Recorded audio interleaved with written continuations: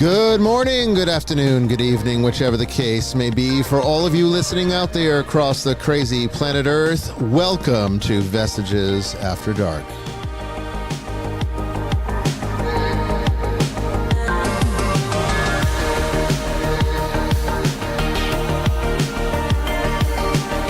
And I am your host, Bishop Brian Willett, coming to you live from the deep woods of western Georgia on this May 20th, 2025.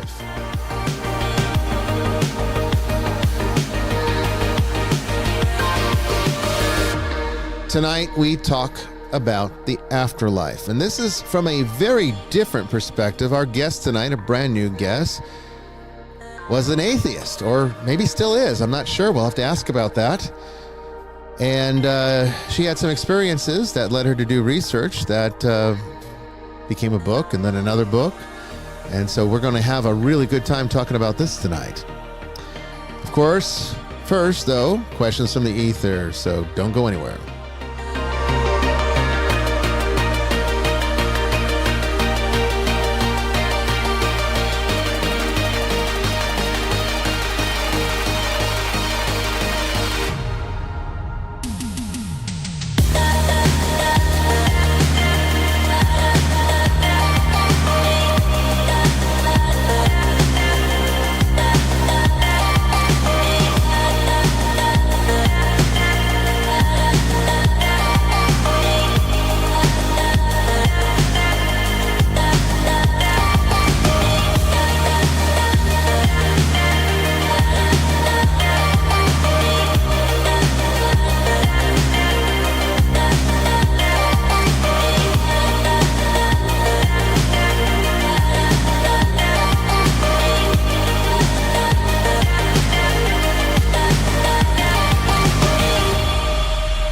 Everybody, once again, I'm your host, Bishop Brian Willett, here with my co-host, Jamie Wolf. Hey, everybody.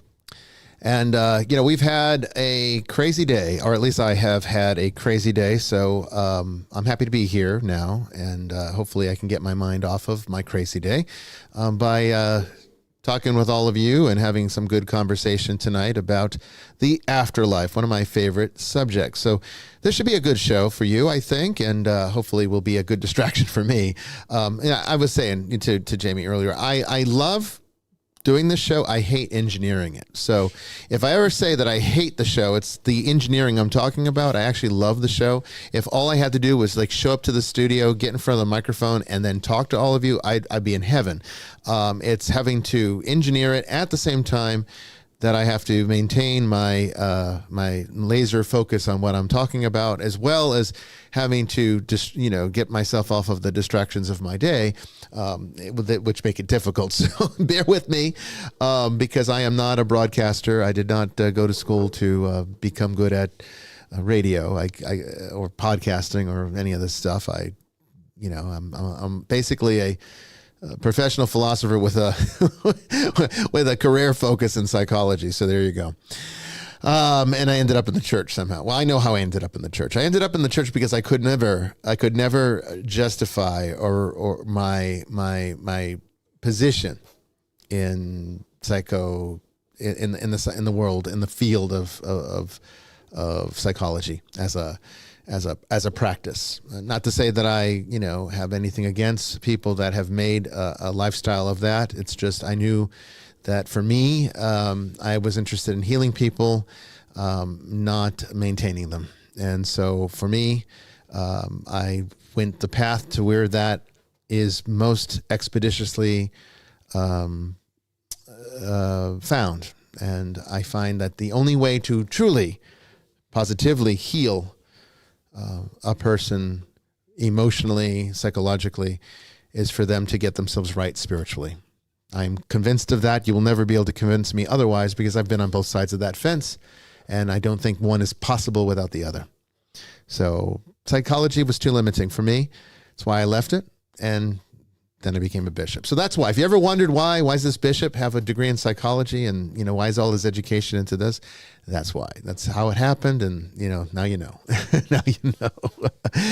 Joining us from Australia, we have Father Chris Yates tonight. How you doing, Father? I'm okay. It's we've had record rainfall here in New South Wales, so I'm okay. I'm in a kind of a second story apartment, so You're not going to flood out. If the water reaches my windows, then Then Australia's under the ocean. Right? We're sinking. Yeah, but what it has meant is there's travel chaos everywhere. So I went to a lecture yesterday evening by Dr. Philip Cariatlis, who's brilliant, by the way, and has a podcast. He's an Orthodox theologian, St. Andrew's Theological College. And so I've been listening to him for years and never met him. And so I met him last night. So that was great. But I was on the light rail going into town and thought, why are there so many people on this light rail? Normally it's not that busy. And the reason was that, the weather had brought down power lines and all sorts. So it was pretty hectic. But other than that, I'm fine, and still kind of recovering from the recent election, because that was hard work. It took a lot out of me. And I think I've kind of finally accepted that I'm well and truly into middle age and can't do what I did when I was 20. But don't tell anyone. It's our secret. Yeah, I feel you. I have to say, I honestly, this is true. That I'm being honest. I never really felt the strain of my work, my job, until 50. When I turned 50, I think you're playing over there. I can hear myself. I was like, I think that's me. That's me over there. Pretty sure I muted it, but let me see. Okay. I couldn't hear anything. You couldn't? Okay, that's good.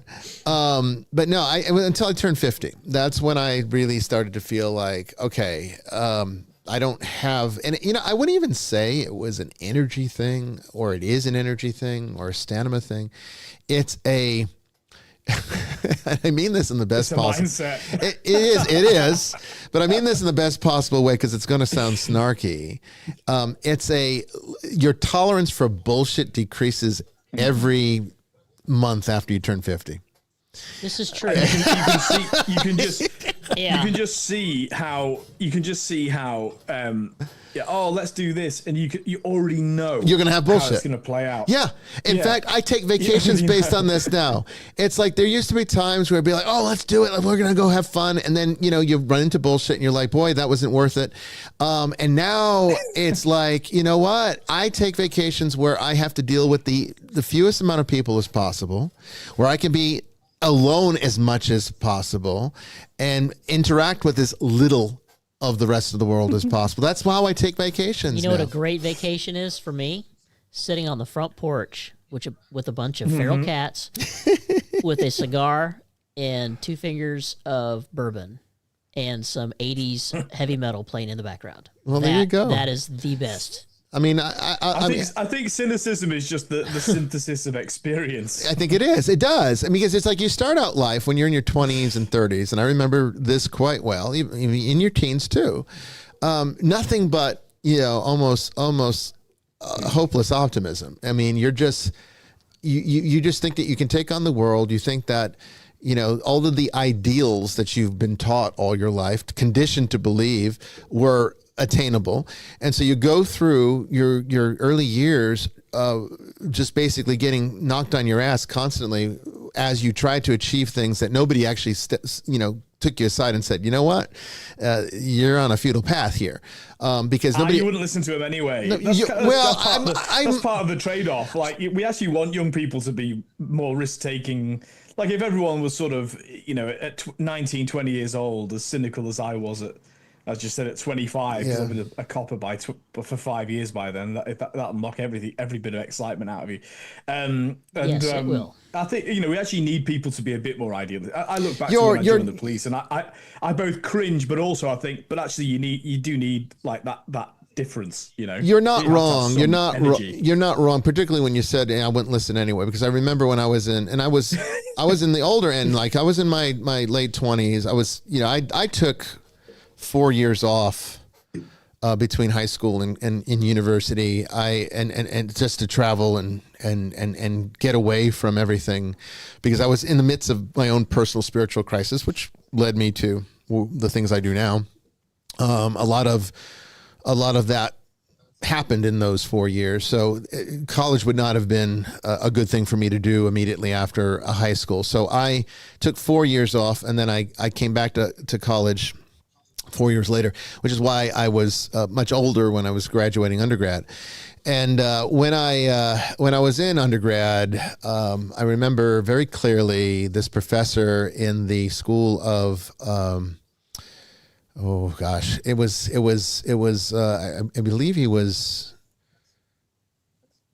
I don't the language arts. I forget which department he was actually the dean of, but he was the professor for one of the electives I took, which was in the language arts.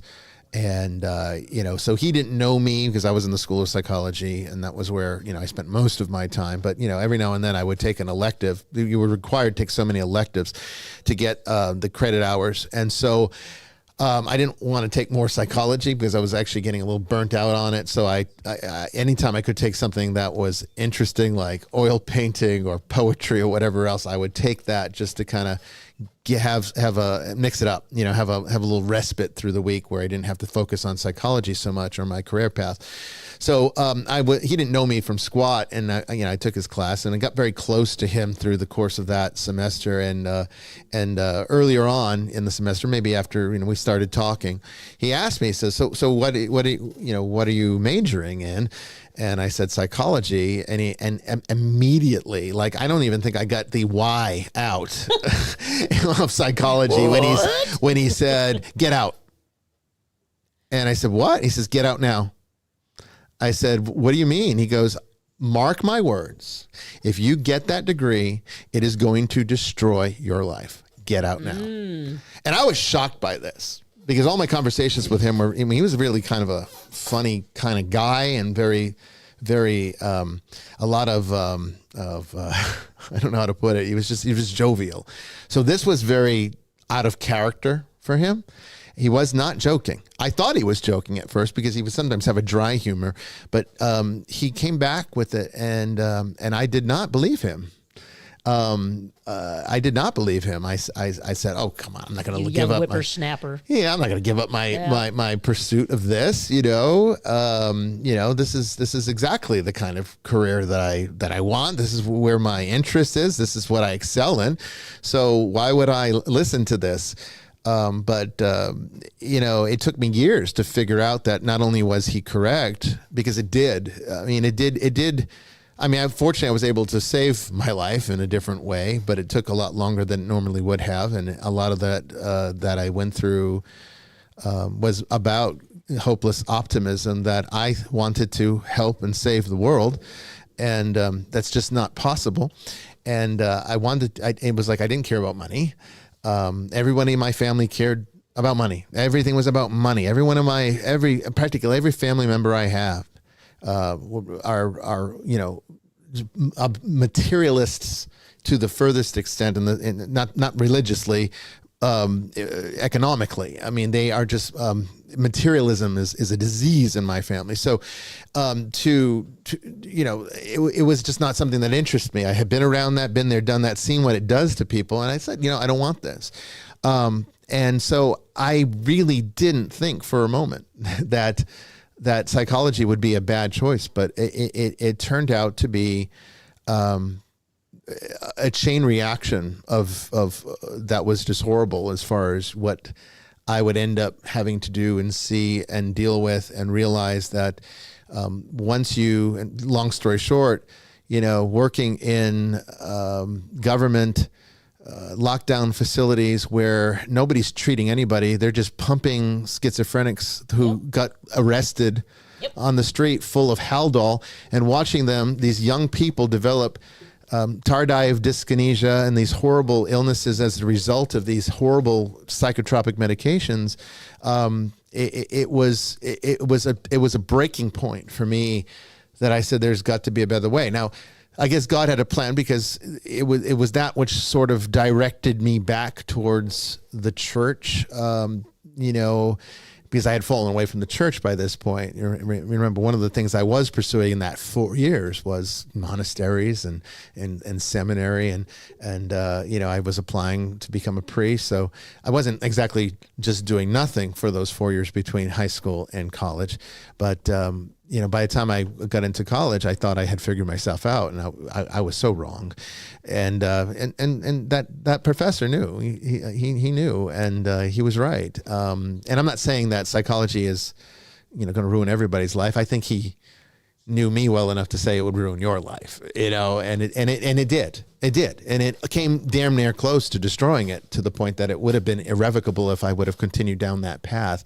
Thankfully, the church became a way of being able to do what I intended to do, perhaps not the way I hoped to have done it, but it got me out of at least the devastation. One of these days I'll go into more stories about all of that. I've never really talked too much about that, but right now we've got questions from the ether with Brendan Milam all the way over there in Tennessee, under threat of tornado.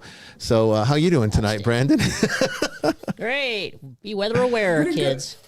I think at this point it's broken up for the most part. They lowered it down to a severe thunderstorm watch. So we're about to find out. Yeah, well, we'll find out, right? Yeah, I think you'll make it. But say if I get disconnected, then yeah, oh well. Yeah. Well, we'll be on the lookout, and that could also happen here. There is storms coming in, but I don't think it's going to be till after 11. So I think it'll we'll be on the okay. way home for me. Yeah, you're going to have a good drive home. You might have to. That's when I'll be float playing home. some 80s heavy metal on the way home. You'll have to float home. Yeah. All right, so let's get to questions from the ether tonight. What's our first one? Okay, so the first one is I'm confused on something in Genesis 16. So because Sarah is barren, she tells Abraham to have relations with her slave Hagar so that perhaps I will obtain children through her. And so Abraham does that, and Hagar becomes pregnant. But when Sarah finds out, she becomes furious, and she treated her slave harshly, and the slave fled from her. So is there something else going on here? Because Abraham did exactly as Sarah requested, and she gets angry and beats her now pregnant slave.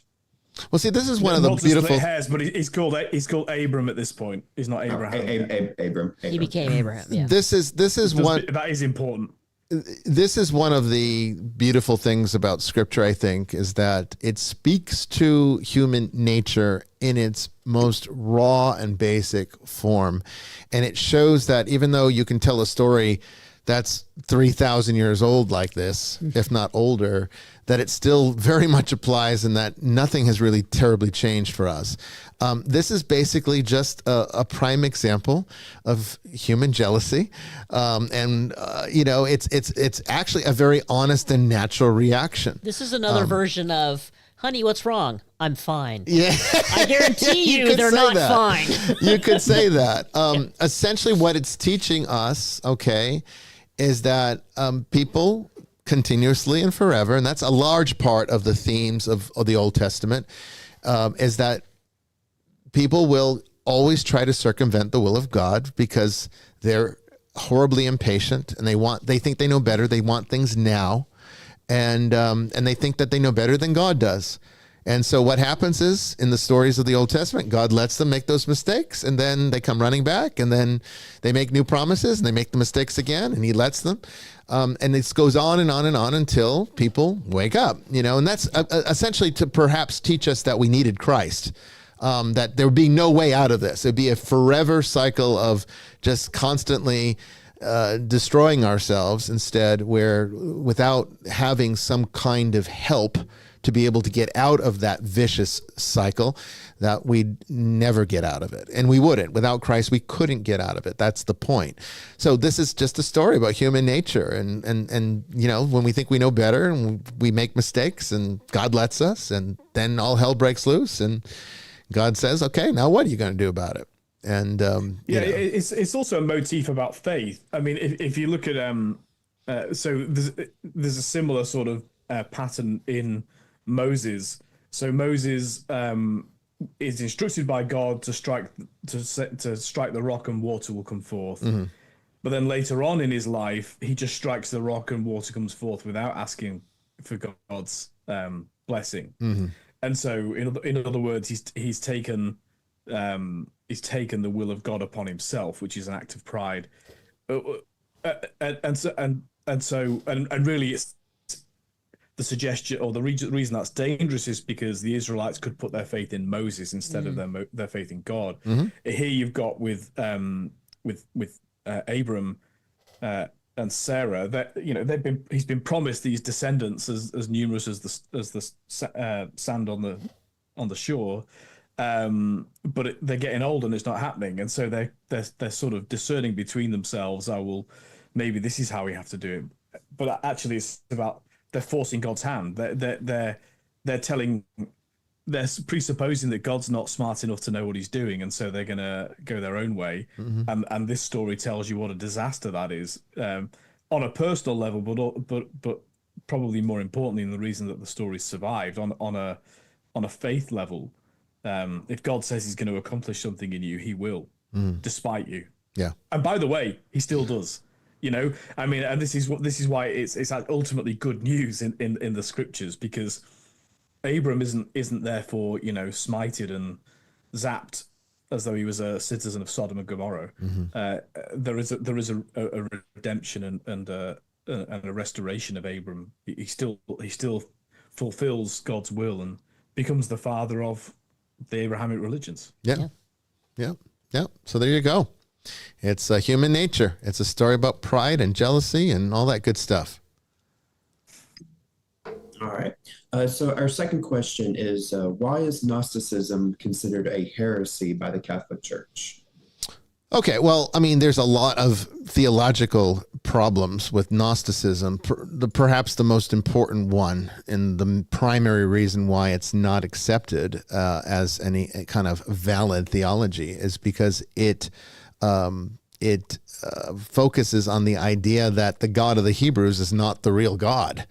And Orthodox Christianity it rejects that entirely, that we as Christians accept that the Father that Jesus Christ is referring to when he says his Father, or our Father who art in heaven, is the God of the Hebrews. So to have a theology that says, no, this is not the real God, and Jesus actually is talking about a God that's above this God, and that this is a false God that the Hebrews have been worshiping all this time, is very, very problematic from a Christian vantage point, problematic from a Jewish vantage point.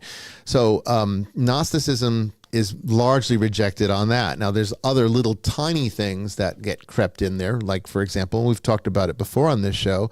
For example, Gnosticism believes that the body is a prison for the soul, and that you shouldn't reproduce, the complete opposite of what the God of the Hebrews commands, because he wants to keep imprisoning souls by saying, be fruitful and multiply.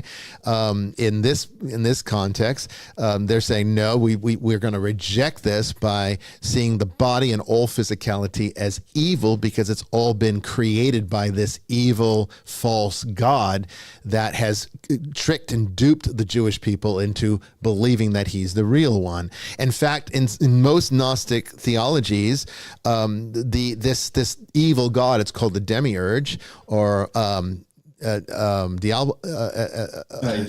Yaldabaoth. Yeah, thank you. I couldn't get it out. Yaldabaoth. This demiurge actually doesn't even know he's not the real God. He actually is. He convinced himself that he's the real God. And so this is inconsistent and incompatible with the teaching of Christ.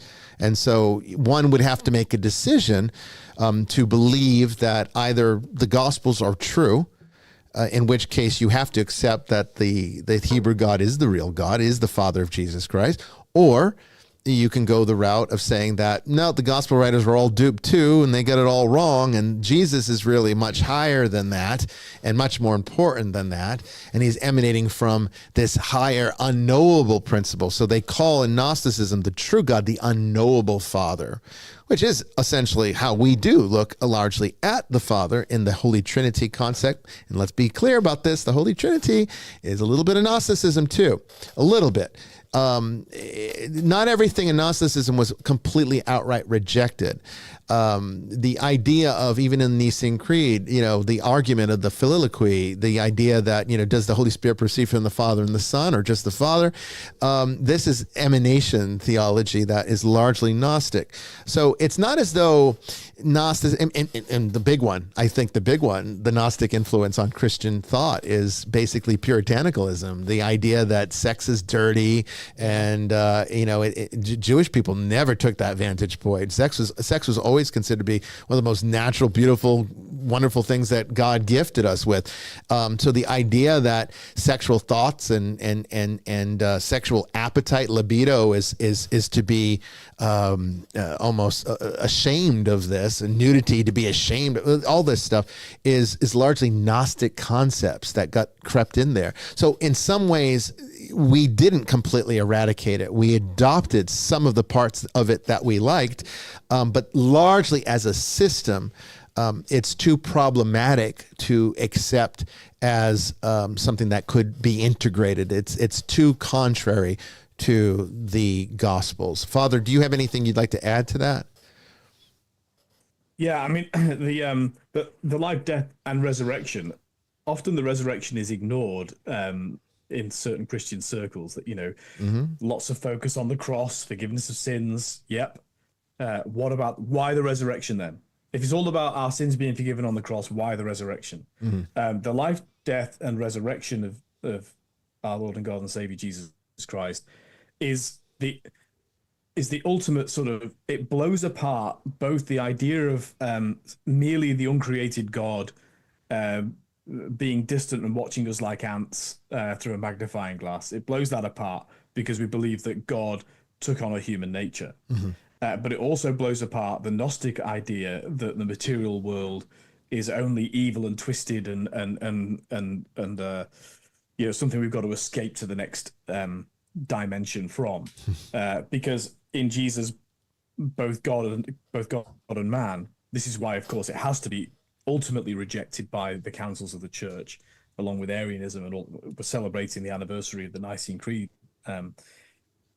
It's 1700 years since the Council of Nicaea, and this is rejected because, in fact, the life, death, and resurrection of Jesus Christ affirms or restores the fundamental goodness of the material world.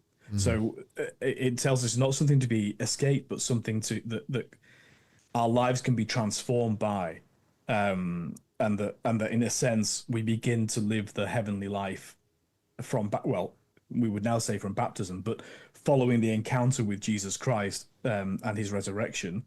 The resurrection of the body, bearing its wounds, is the sign that the material world is not something that's to be escaped from, but in fact part of God's plan for humanity for all eternity. So Gnostics had a very ethereal worldview. They saw all the physicality as evil and to be eradicated, not to be eradicated and transcended, not to be made perfect and integrated. They did not see that the same way. So resurrection to the Valentinian Gnostics, for example, Valentinian Gnostics were Christian Gnostics. They accepted Christ, but they believed that the resurrection was a spiritual reality, not a physical one. Yeah, because it offends a Gnostic worldview. Yeah. So, in a sense, the Christ event blows apart every pre-existing worldview. It blows apart the Roman worldview of these multiple gods, and that Caesar is the incarnation of God on earth. It blows away the Greek worldview, where you have a sort of Apollo figure who's sort of half god, half man, which is why Arianism was so tempting for people who'd been exposed to that.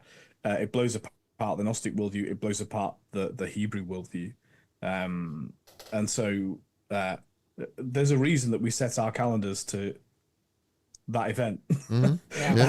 It really did. It was a revolution in all known philosophy and theology. It's one of the many reasons I believe it to be absolutely true. Yeah, I agree with you on that completely. So yeah, I mean, Gnosticism just wouldn't. I mean, while we did, as I've indicated, adopt many things from Gnostic theology, there was far too much of it that was in error to be able to accept and say, that this is something that can be part of the Christian worldview going forward. That's why it's heresy. And I'm with you on the Puritans, by the way. I mean, Yeah. They were deeply concerned about superstition and yet became the most superstitious group of Christians you could imagine. About their own nature. I mean, it's like about the good parts they were of frightened nature. of themselves. Yeah. I mean, and do you know what? We should be frightened of ourselves to a degree. Yeah. But the idea is not to therefore try and sort of silo yourself or I don't think there's any spiritual grace in simply hiding in a box. No. Far more grace in confronting. As the baptismal liturgy says, the world, sin, the world, and the devil. Confronting that in the light of Christ is in fact that's the baptismal priesthood that we all take part in. Yeah. And it really eschews the idea that we should just hide from the world. And that's not what monks and nuns are doing, by the way. I mean, choosing a religious life is a deliberate choice, but the whole church can't choose a religious life. That's why it has to be discerned for each group of people. And we do need prayer warriors that, in a sense, retreat and pray for the whole church. But they're not. That's not a Gnostic response, right? Yeah. No, I know. They're just becoming the engine room for other people who they value and know need to go out into the world. Absolutely, and that's why religious life, even priesthood itself, is a calling. It's a vocation called by God. It's not a choice you make. Your choice is to respond to it. Either you accept it or you reject it. But it's not like a career where you're like, you know what? I think being a priest would be a good job to have. I'm going to go and do that. No. That's why it's not. Isn't that the truth? No, you get called into it and you either decide to, it's like Mission Impossible. Your mission, should you choose to accept it. Right. And it self-destructs right in your face every time. I mean, let me tell you, it's the truth. Yes, it is. It is. So that's the main reason. Now, another thing that was I remember this was, I think, Rachel's question, if I recall, and she had asked a follow-up to it, which I thought was worth also mentioning here. So I actually kept part of that question. She also was talking about why, or being bothered, if I recall. I mean, she can correct me. I think she's in the audience. She can correct me if I'm wrong on this. But being bothered by the fact that a lot of the Nag Hammadi texts were not considered canon. And this is somewhat related to Gnosticism because, the Nag Hammadi is largely a collection of Gnostic texts. And so I'm going to just speak to that as to why this was not considered, a lot of people, now you'll hear people, I need to add this before I give the actual answer. A lot of people will say that the reason that the Gnostic texts were rejected was because the church was threatened by them and they had the real truth and they didn't want anyone to know it because they wanted to control people, and that the proto-Orthodox... That's the Dan Brown theory. Yeah, it is. It is the Dan Brown theory. Yeah. He's a novelist, not a theologian. Yeah, Right. it's good drama. Makes it's good storytelling. Movie, but that's I just loved a it. movie. Yeah, it's good storytelling, Just but it's a movie, not guys. good history. And so the real reason is that the Gnostic texts were so far removed from the source material that not only had they deviated from the spirit of the original text, but they weren't really reliable context anymore because they were not really connected in any way to the apostolic source material. So think about it this way. The canonical Gospels, all right, were written between 55 and 95 AD. Okay, give or take a few years. You have Paul's epistles that were written around 50, 55, somewhere in there. The Gnostic texts were between 100 and 450 AD. You're talking, in most cases, hundreds of years, with most of them being written 250 AD or later. I mean, when you consider that what's considered canon is all under 100, and then almost everything that's in the Nag Hammadi is 250 or older, you can see think of 150 years. Think of how much time that is. I mean, 150 years ago. What year was that? I'd have to do the math. I'm a little tired tonight. But I mean, you know, you think about what life was like 150 years ago. You know, you're talking a completely different civilization.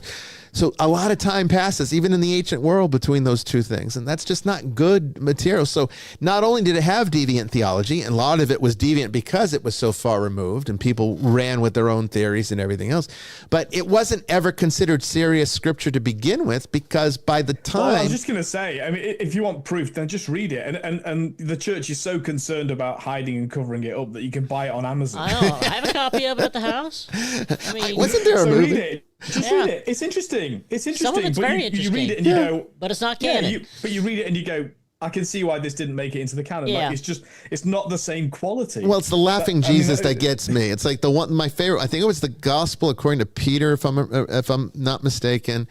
And the laughing cross. The laughing Christ. It was laughing Christ. Christ or cross. The Christ. He's on. Well, there is, I think, a laughing cross. There too. is one with the But the cross. I think I could be wrong if it was Peter or not. I'd have to go. It's been a while since I've read them, but there was one of them. And Christ is being crucified, and everyone's looking around thinking this is just terrible. They're crying, they're wailing. You know, everything that is canonical is happening. And then behind the apostles is this guy laughing hysterically, and they're like, "What the hell? Why are you laughing?" And they turn around. It's Jesus, and he's laughing because he's like, they think they can kill me, you know. And what it was basically, I think it was a docetism type of theology, and that, you know, basically, you know, he kind of set someone else up to be crucified, so he didn't have to, because he couldn't be, you know. And this completely undermines the entire point of Christianity. Right. When you have Jesus faking his own death, you can't really have Christianity anymore. So that's why these things are not accepted. It's not because the church didn't want to accept them. I just brought up something that I just thought of.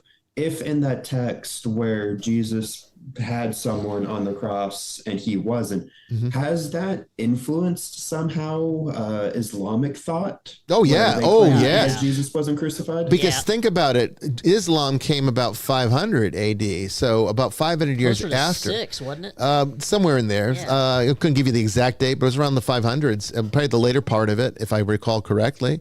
And you know, they are almost certainly going to be influenced by what was making its way out at that time to the east. At that would have been a lot of Gnostic material. Absolutely.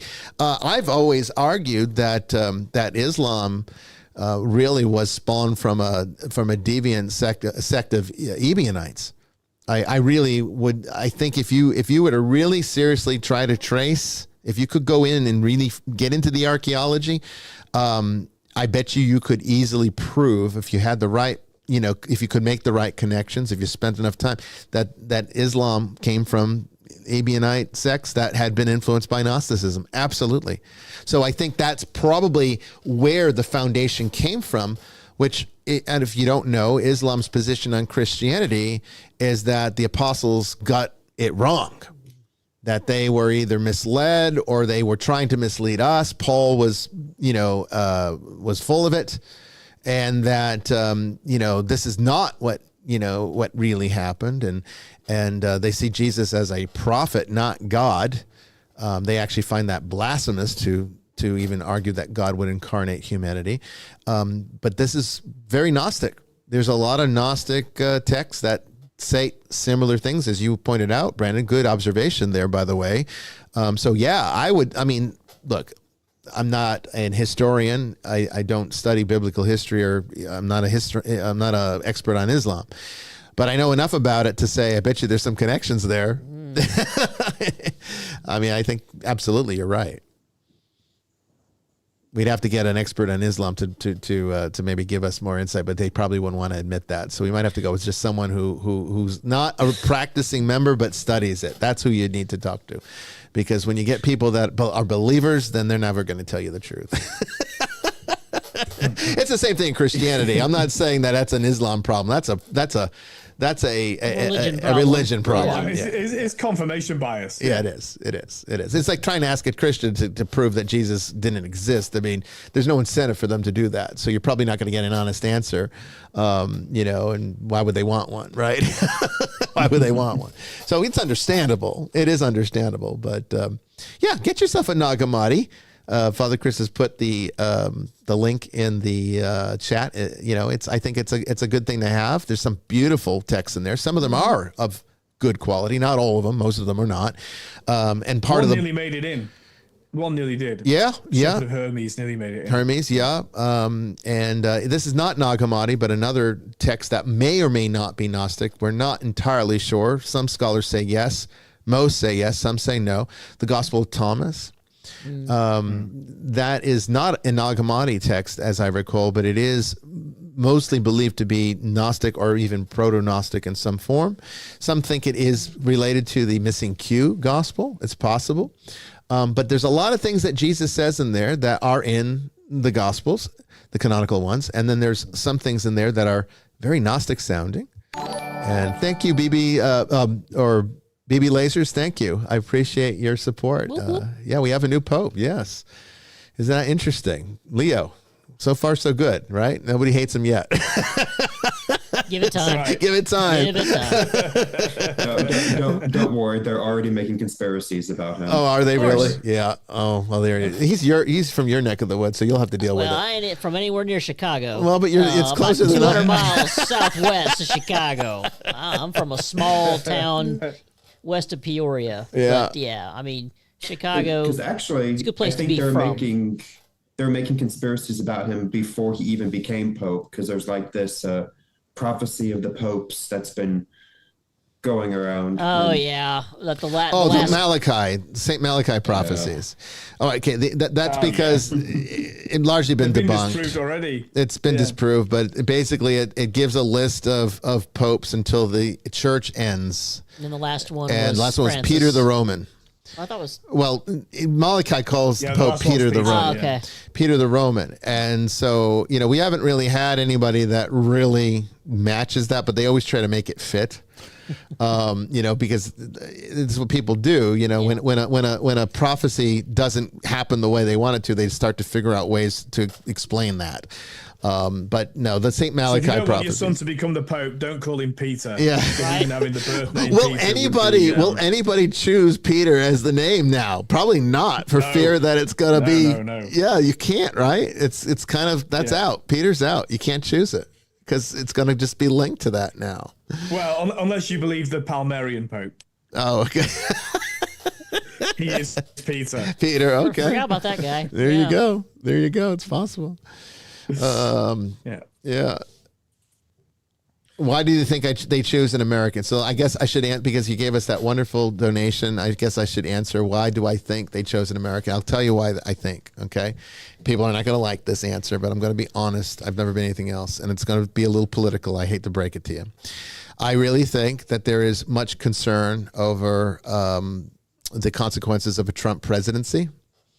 And I think that what may be in the minds of the papacy is to bring a person in who can very much be on the inside and yet fully understands the outside, which Leo does, by the way. I mean, he's a very good blend of, if you want a man of the world, he is a man of the world. I mean, he's been around, he speaks very fluently, and he understands American culture, which is actually kind of I think, a bit of an anomaly in the rest of the world. I don't think the rest of the world really gets us that well. I think places like Australia and the UK probably get us better than most places, but I still think that I think most get it wrong though. I mean, I do. I've invested a lot of my time and energy into understanding American culture. I mean, I listen to American podcasts, and I've been there a few times, and but I think most Brits and Australians, I think the mistake they make is they just think, Americans are just like us with a different accent. Yeah. But that's not true. I mean, well, the answer is it's sort of true.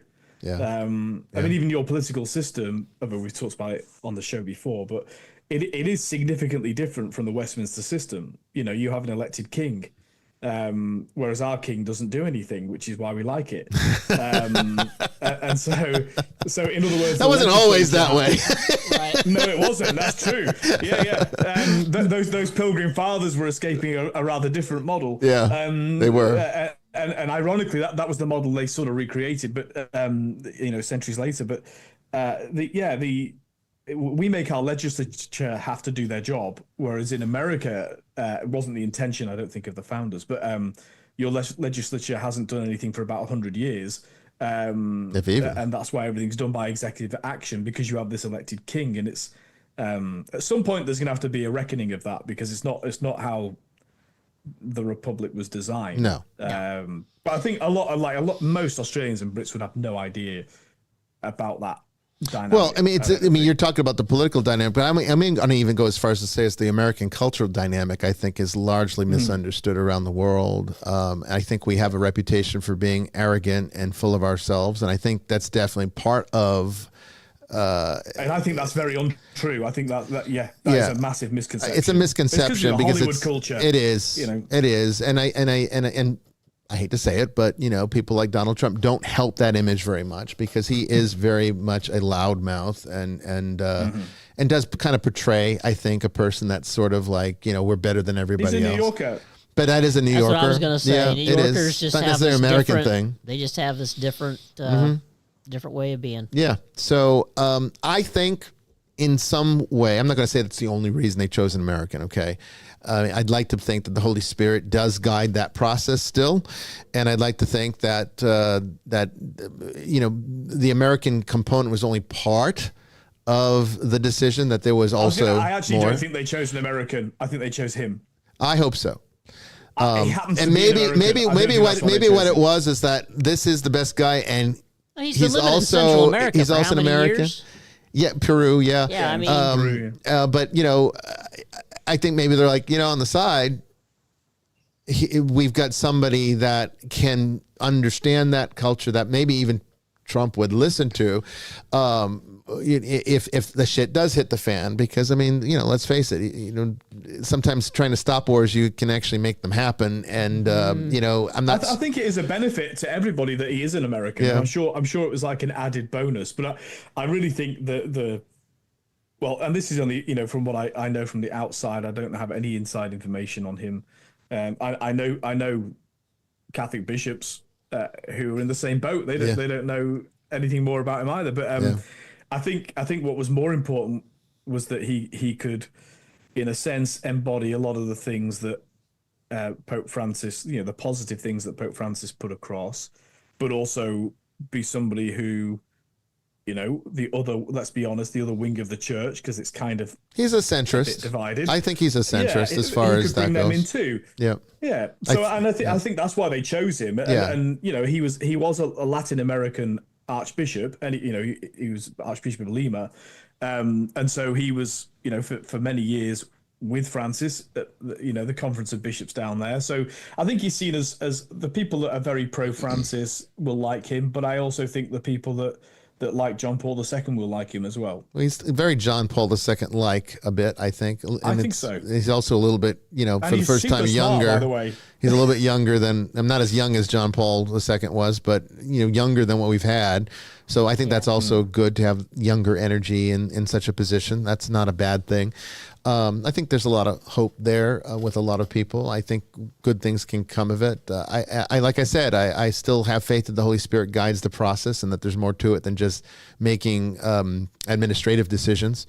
So I think all of that kind of combines, but it doesn't hurt. Look, there's an old saying in the church. I don't know if I fully believe it, but I would like to believe it. Let me say that. That God gives us the Pope we need at the time that we get him. I hope that's true. Including the awful popes we've had. Yeah. Because we have. I mean, then Joseph Ratzinger, future Pope Benedict the 16th. Mm-hmm. Really I had to think about the number, right? He spoke really well about this. Yeah.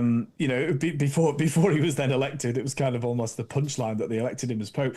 He said, "Yes, we believe the Holy Spirit is involved in the process, but it's not what you think. Like, Right. we don't think that the perfect person is chosen. Quite the contrary. Sometimes we've had evil popes. I mean, he said that explicitly. And then, of course, I don't know, about 5 years later, they elected him as pope. Right. So, almost a punchline. But look, so far, what he's said so far, what he's written, what he's spoken as pope, the first thing he did was talk about the beauty of the Eastern liturgy, for example. Yeah. And in affirming how important certain aspects of their aesthetic are, someone like me would say, oh, maybe he's suggesting that the Western Church can learn a bit about that. And I if think that's it could help. what he's doing, then I love it. I think great. it's never been done, so it's also always interesting to see something happen for the first time. We'll see where it goes. We'll talk more about it, I guess, over the next several seasons. See where we're at. Yeah, decades to come. All right, what's our next question from the ether, Brandon? So the third one, in general terms, Satan in Christianity archetypally represents the shadow. So would Mara from Buddhism and Ravana from Hinduism also represent the shadow? I would say that they are manifestations of the shadow, not representations, but manifestations. Okay, so the difference is in how it affects us. When something just represents, okay, then what you're basically saying is that this is just a symbol that someone applied to this particular thing to say this is what it is. I think it's the opposite of that. I feel that these become symbols of something because of their intrinsic connections to whatever it is that manifests them. So there is, and this is why I say that archetypes are pre-existent. I don't think you need human psychology for the archetypes to exist. In fact, I would argue that you absolutely do not. I would say human psychology came about because of the archetypes manifesting us. Okay, so the archetype that produces or manifests things like the devil or Mara, what's happening here is that these become expressions of the very fundamental principle that is therein contained. And because those principles are unknowable, I'm going to sound like a Gnostic now, so forgive me. Because these principles are unknowable, they can only be made known to us through personifications that we can relate to. So this is why the devil has sort of like a humanoid characteristic, why Mara does as well. Even though, the very essence of the story of Buddha and Mara is not in any way a historical event in time. It was a representation of what Buddha was conquering within himself and what he faced in that represented through the manifestation of these primordial forces. Okay, so make no mistake about it. If you really want to look for a Satan that's existent outside yourself, in much the same way that that Christians do in terms of how they want to look at the devil, the fact of the matter is there is a primordial force of darkness that we can, at least in our model with, I guess, the most contemporary one that we have available to us today is Carl Jung. So the shadow and the trickster kind of combine to manifest, almost like parents, you might say, to manifest these expressions of things that we see as the representatives of evil within religion. So the devil becomes that for the Christians, Mara becomes that for the Buddhists, and so on and so forth. Every religion kind of has their counterpart to this because everybody can recognize, regardless of their theology, that there is some primordial force of darkness. Now, whether or not that thing is what we would call evil is where the question is. So I would say that, and this is true for Buddhism at least, Mara is not evil. Okay, Mara is just a force of nature that which keeps us in ignorance, locked and chained into a pattern of self-destructive behavior through attachment that, we don't get out of until we can wake up to it. That's not evil. That's a force of nature that has to be transcended, has to be conquered in a way. And the same thing is true for the devil in Christianity. That's why when you see him in the Old Testament, the devil's not really evil. He's doing a job. He's performing a duty, whereas part of the court. Whereas in the New Testament, now we get a very different type of devil. The reason for this, again, comes back to what we have said. There is no evil until this primordial force that we call the shadow, the trickster in Jungian psychology, interacts with humanity. When those forces interact with the fallen nature, what the Jewish people call the Yetzer Hara, okay, that proclivity to do the wrong thing, to be selfish, to be self-interested, to be egocentric, when those forces, those primordial forces that are completely neutral, they just are forces of nature, that's it, interact with our ability to make choices, that's when you see evil. So evil is not necessarily us. The Satan's not necessarily this fallen nature. What Satan is these forces, these natural forces interacting with us. And so therefore, then they can take on the supra-intelligent aspects of what would be called a demon or whatever. But these are, again, make no mistake about it, manifestations, not representations, okay?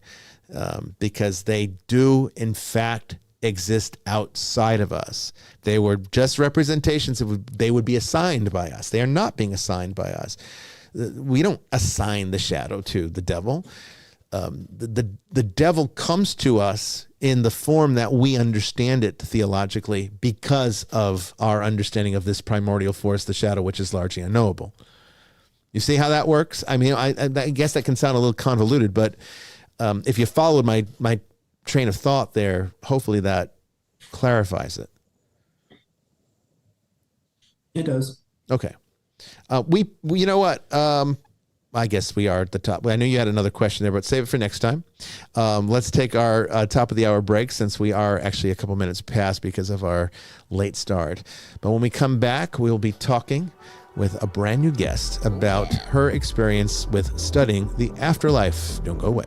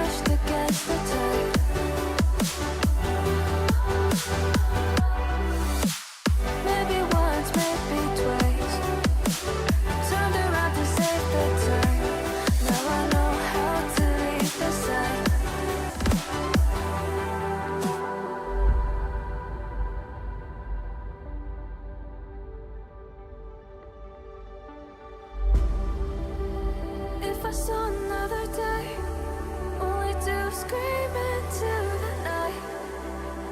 Nothing ever tries to change, even if I want to realign. 'Cause I've been sitting here, same old ways, taking off without the same mistake. Can I leave it all behind? Follow all the leading signs. When the dark is growing and the light is closing in, tell me where you're going. It won't be a simple voyage.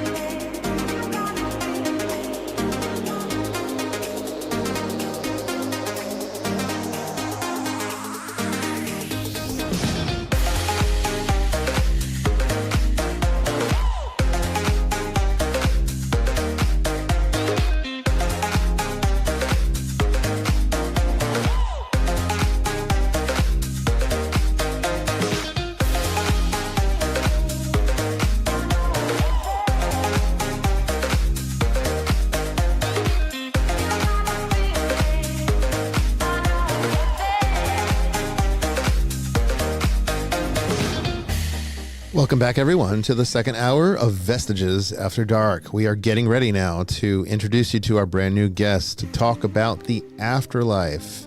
It's going to be an interesting time, I think. It always is when you talk about subjects like this. I know a lot of you paranormal fans are going to be glued to your cell phones or your smart TVs, wherever you're watching this.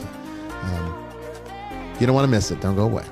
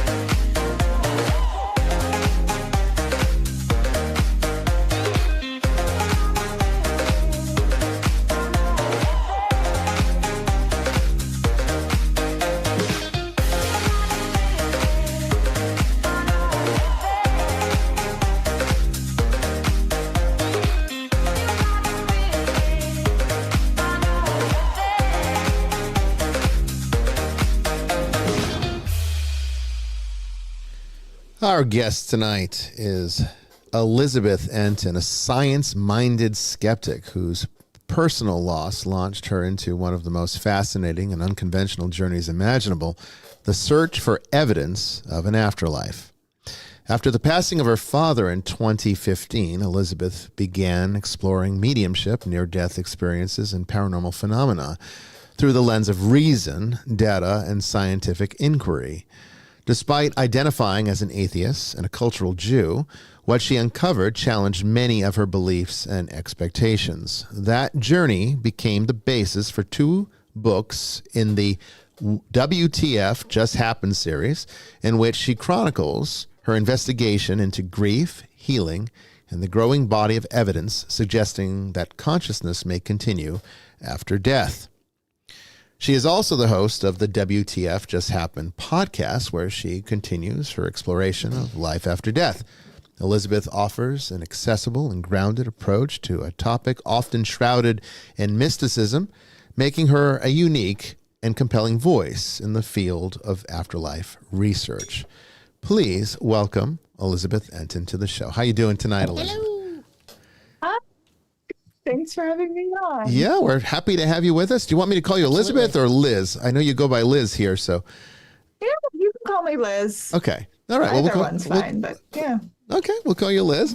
Thank you for joining us tonight. This is a topic that is of great interest to this audience, and we cover it quite often, at least sometimes a couple times a season, with different guests from different perspectives, sometimes people that had near-death experiences, sometimes people that are mediums, but never one quite like your story, where you're coming into this from a completely skeptical, scientific point of view, and also from a atheist background. I'm not sure you're still considering yourself that today. You'll have to tell us, but I'm curious. You do? Okay, this is fascinating. So let's talk about the start then of your journey. So it began with the loss of your father. Let's start there and see where it takes us.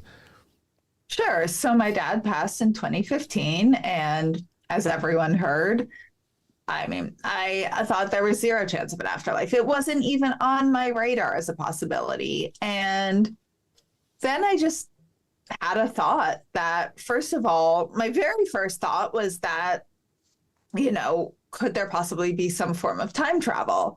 Googled that, that's a whole long thing to go into, so I won't go into all the details, but essentially, yes, theoretically you can time travel. It's not very practical, but according to Einstein, all these theories of time relativity. So then my very next thought was, well, if something as indisputable as time isn't how we see it, what else? So then my very next thought was, at this point, I assumed consciousness was created by brain neurons. So I thought, well, if you think of the concept of eternity and eternal big bangs, big crunches, evolutions of species, it actually it seems to make no sense that another set of brain neurons wouldn't create at least another person or being that you got to be. That, sort of the way there are multiple lives, not necessarily exactly you again, but just you would get the experience of being conscious again in some form. So I Googled that. And because I just had a brief thought, like, if that's the case, is there any way somehow by some mechanism I can't begin to understand that there's memories in some way of someone who had that experience of like, and that was the biggest game changer, because I found the research of doctors Ian Stevenson, who had already passed away, and his protege, Dr. Jim Tucker, child psychiatrists, professors of psychiatry at the University of Virginia, and studying cases of kids with past life memories in very like data-driven ways. And I read like everything I could find on them. I listened to every interview, read every article, read their books, and I was just like, this is the biggest game changer that there could be. And just with, once you find one of the researchers in this group that are handling this in a very serious data-driven way, you kind of find them all, because there aren't that many. Yeah. And so I found Dr. Jim Tucker was part, as I said, he's a professor at the University of Virginia. So I found a whole research group there. The Division of Perceptual Studies, and multiple people there were studying this. So that was just such a game changer. Yeah, I mean, I would think that, when you're coming at this with a worldview that you've adopted and accepted as truth, anything that sometimes shakes up your paradigm is going to get your attention. I mean, I think that's true, regardless of which side of the coin you find yourself on. So, as a skeptic meeting the supernatural in this kind of way, and identifying as an atheist, how do you reconcile the result of your research with your worldview? How have you personally done that? Well, I mean, my worldview completely changed. I just still say atheist because, I don't believe in a God. Like, I haven't seen any evidence there's this one supreme being that people tend to call God that would create all this. I mean, maybe I can't say I know that's not the case, but there's absolutely zero evidence of that. There seems to be evidence that our consciousness operates outside of a brain instead of is created by one. And I mean, to jump to say that means there's a God is just a huge leap of like, I guess you could say leap of faith, leap of like just jumping to conclusions and making, drawing a huge leap of explanation. So sure. Yeah. Because you have to, I guess, make a lot of inferences in order to draw that conclusion or make that conclusion.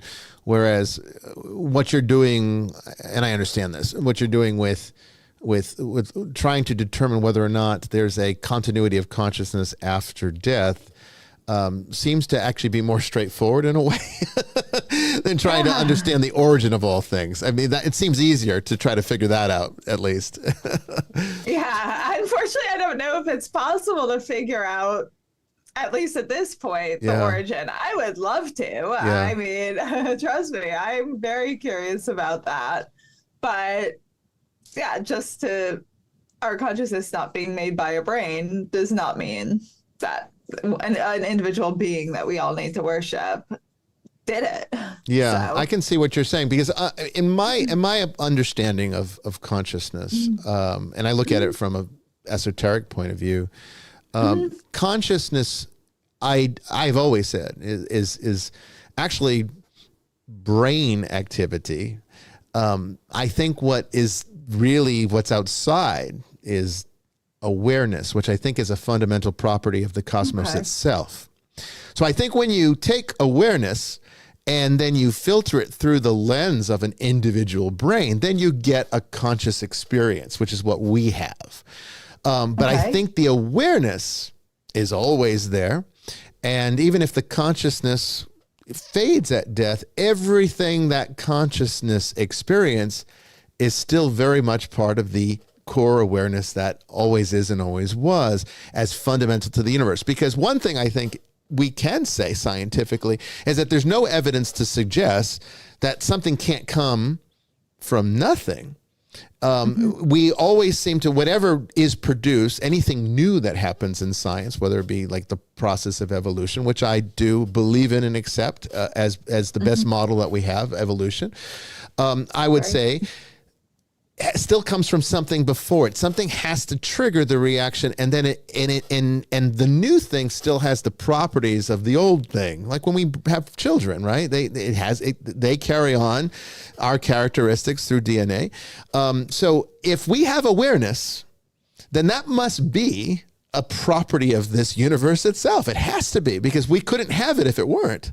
The cosmos doesn't seem to produce things that are not of itself.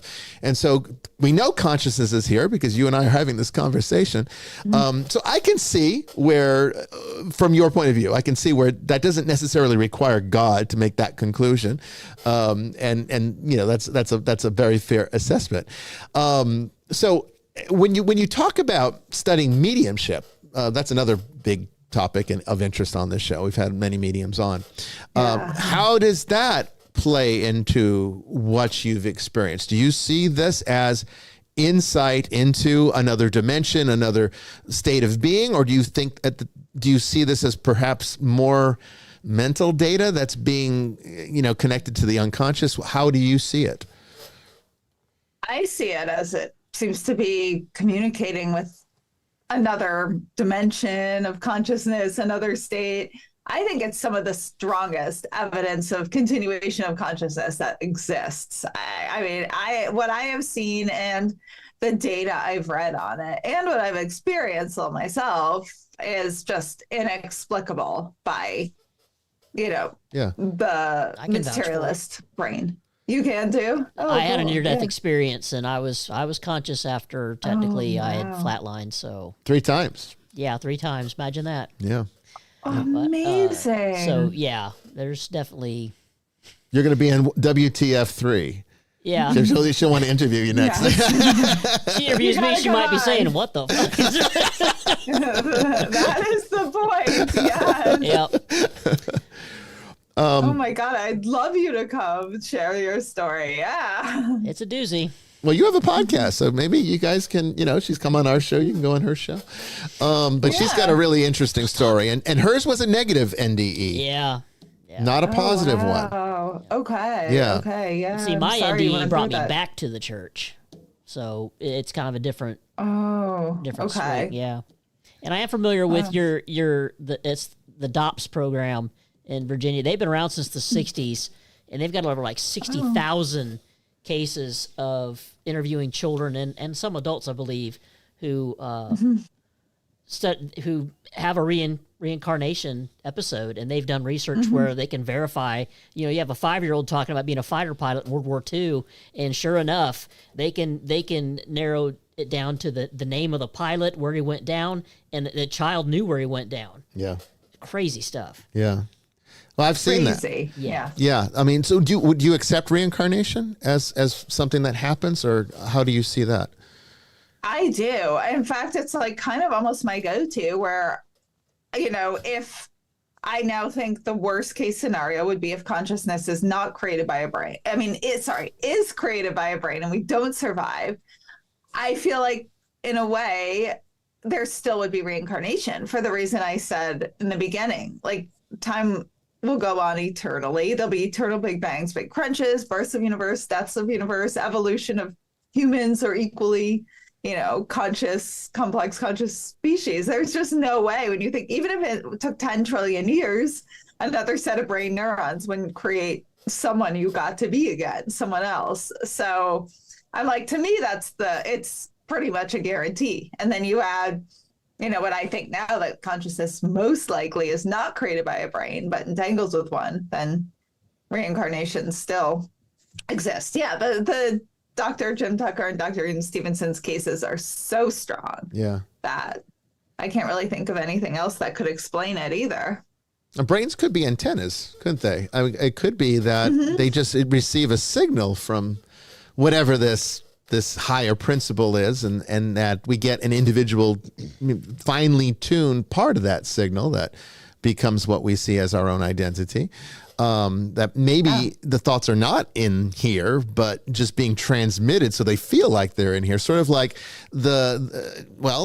people are listening to our voices right now on the speakers of whatever device they're using. We're not in those devices, right? But it sounds like we are. It sounds like we're coming At from the whatever TV. point in time they're listening to it as well. Yes, and that's It could be 100 years time. It could be 1,000 years time. exactly. So We don't know. it's time, particularly with digital media. We talked about that last week. Right. These shows that were everything, all these podcasters, Liz, you and me, we could be listened to for the next 10,000 years if all of this data is preserved.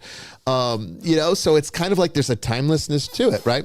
And it would always sound like it's happening now. So I wonder sometimes if the experience of humanity is not really just a projection of some higher reality that we just experience virtually, not in the sense of like how they talk about simulation theory where we're in like some VR, some complicated computer. I don't accept that. But I think the experience could be very similar to that in the sense that maybe this is just an artificial construct of perception. Perhaps what I'm getting at, and this is where I'm going with my next question for you, Liz, is that while I am a Christian, my metaphysics is perhaps far more Buddhist than Christian, because I don't feel that the metaphysics we have in Christianity is really adequate. And I think that Buddhist metaphysics is far superior. And yeah, it works for me. And we talk a lot about how to make it work on this show so that other people can kind of see that there's really not a conflict between the two worldviews there. But one of the things that I find remarkable, and in terms of afterlife, and I want to get your opinion on this, and this is not to challenge your paradigms, but maybe they will, I don't know. But the Tibetan Book of the Dead is of particular interest to me because we've had mediums on this show, and I accept, what they tell me as truth. I don't question the authenticity of what they say. I accept it, because I do feel that we are all having an authentic experience here. And even if it might not be an absolute truth, I think there's a conventional truth there that needs to be honored and respected. And I think the best we can sometimes achieve is conventional truth anyway. So it's like, whose truth is better than anyone else's? And we just have to kind of accept people for where they're at. And different experiences, of course, going to shape that. And that's also another factor. But in Buddhism, the Tibetan Book of the Dead essentially takes you through a journey of what is to be experienced at that point of death. And death is not something that just like lights out, or it's not your heart stopped or your brain activity stopped, and so now this is what you experience. It's a process, sort of an ongoing process that takes about 3 days, honestly, to complete. Which is really quite terrifying when you consider that sometimes, the coroner's already cutting you open well before that 3 days. So you could have some kind of awareness of that if you're not fully detached from what you think is you, which of course for our purposes is our body. So what I sometimes wonder about near-death experiences and mediumship and what people have shared with us about their experiences with the afterlife is, how do we know that it isn't exactly what's being depicted in the Tibetan Book of the Dead? And if you're not familiar with it, let me just mention it for the ease of the audience and for anybody else who might need the background. Tibetan Book of the Dead basically says is that when you die, once the process has completed, you're going to be faced with a clear light. And that could be interpreted as the light that sometimes people see. But oftentimes it's not the correct one. That depending upon how we lived, how well we cultivated our awareness, will determine how easily we see the clear light. If we miss the clear light, we become distracted and usually fearful because of the unknown aspects of it. And that forces us to gravitate to these illusions that the mind immediately starts to fabricate in order to feel safe again.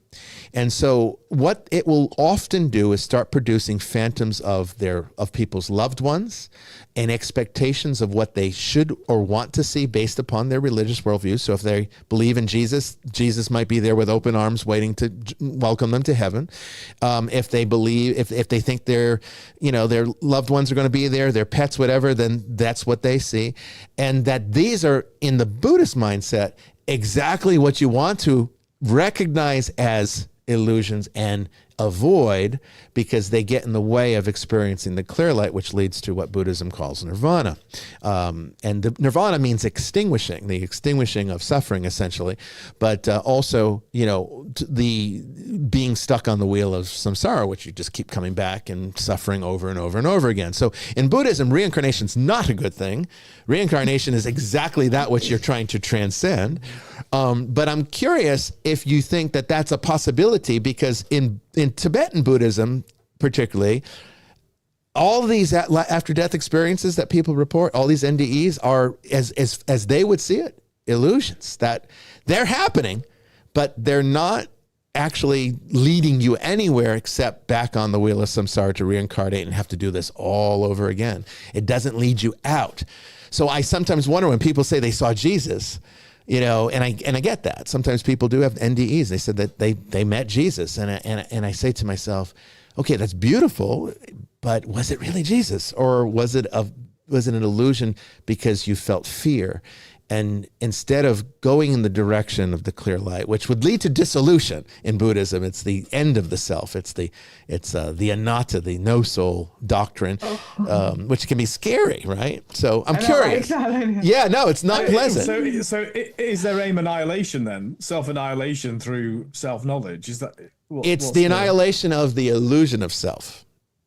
But by eliminating the self, one awakens to the reality that there was never a self. There was only the absolute, which is beyond comprehension. Now, Christians would call that God, okay? And Buddhism would, for all intents and purposes, they don't use the word God because it implies it's too limiting to the Buddhist. The Buddhist says, no, this is beyond being. When we say God, we think of a being, we think of a personality, and Buddhism would say, no, what we're talking about is well beyond any of that. Those would be illusions too. But it would be at the highest level of what we would call in Christianity the beatific vision, which would be this or theosis would be even better.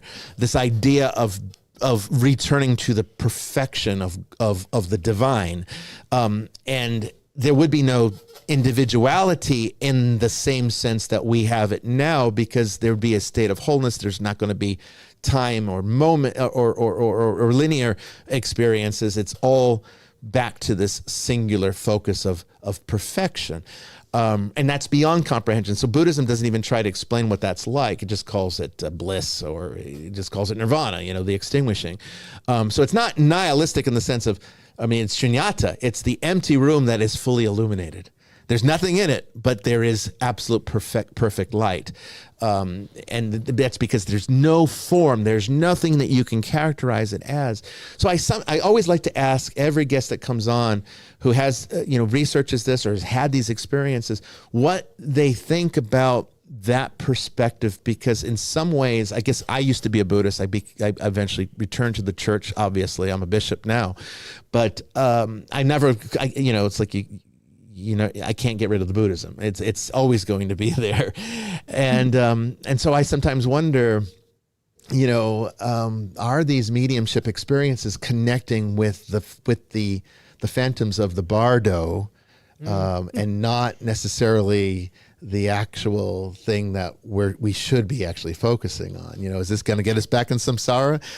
Some people think reincarnation is a great thing. I tend to take the Buddhist point of view. I think we should try to avoid it if we can. I don't want to be back here again. I've had one was enough for me, but but I'm curious. I've done enough talking. I want to hear your thoughts on this now. Okay, so in terms of could this be true, I don't know. I haven't seen any evidence to think this. To me, being like going to some oneness sounds horrible.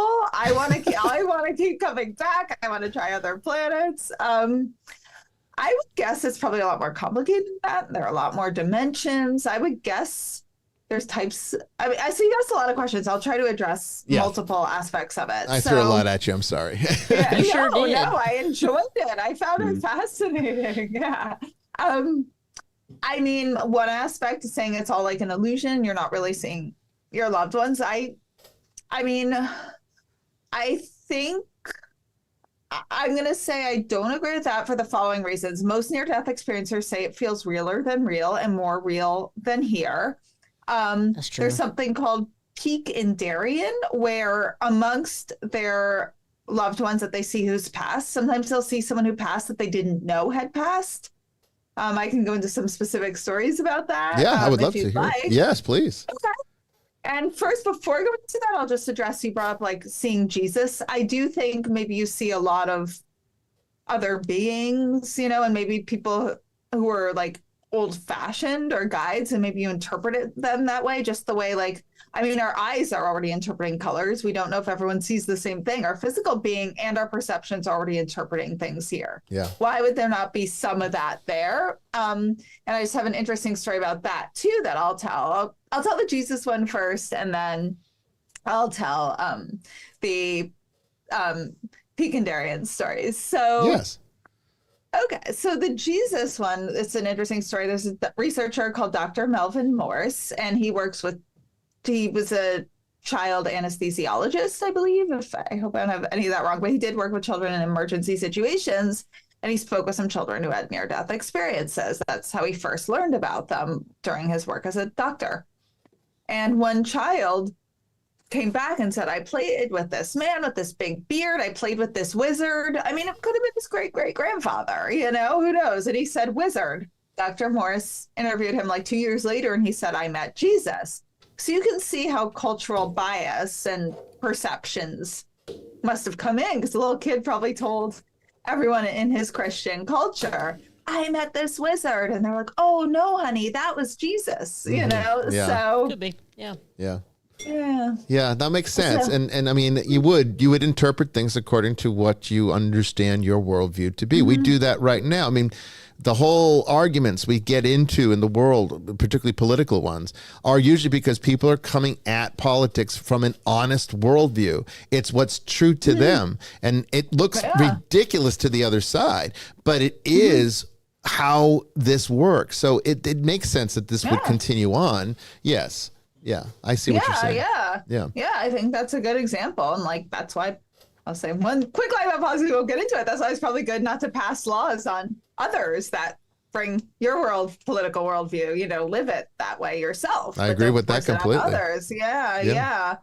You know, live and let live. Although it might be unavoidable because whether it's religious or not, there's a worldview that people ascribe to and feel should be dominant, even if that worldview is, you know, freedom to do whatever you want.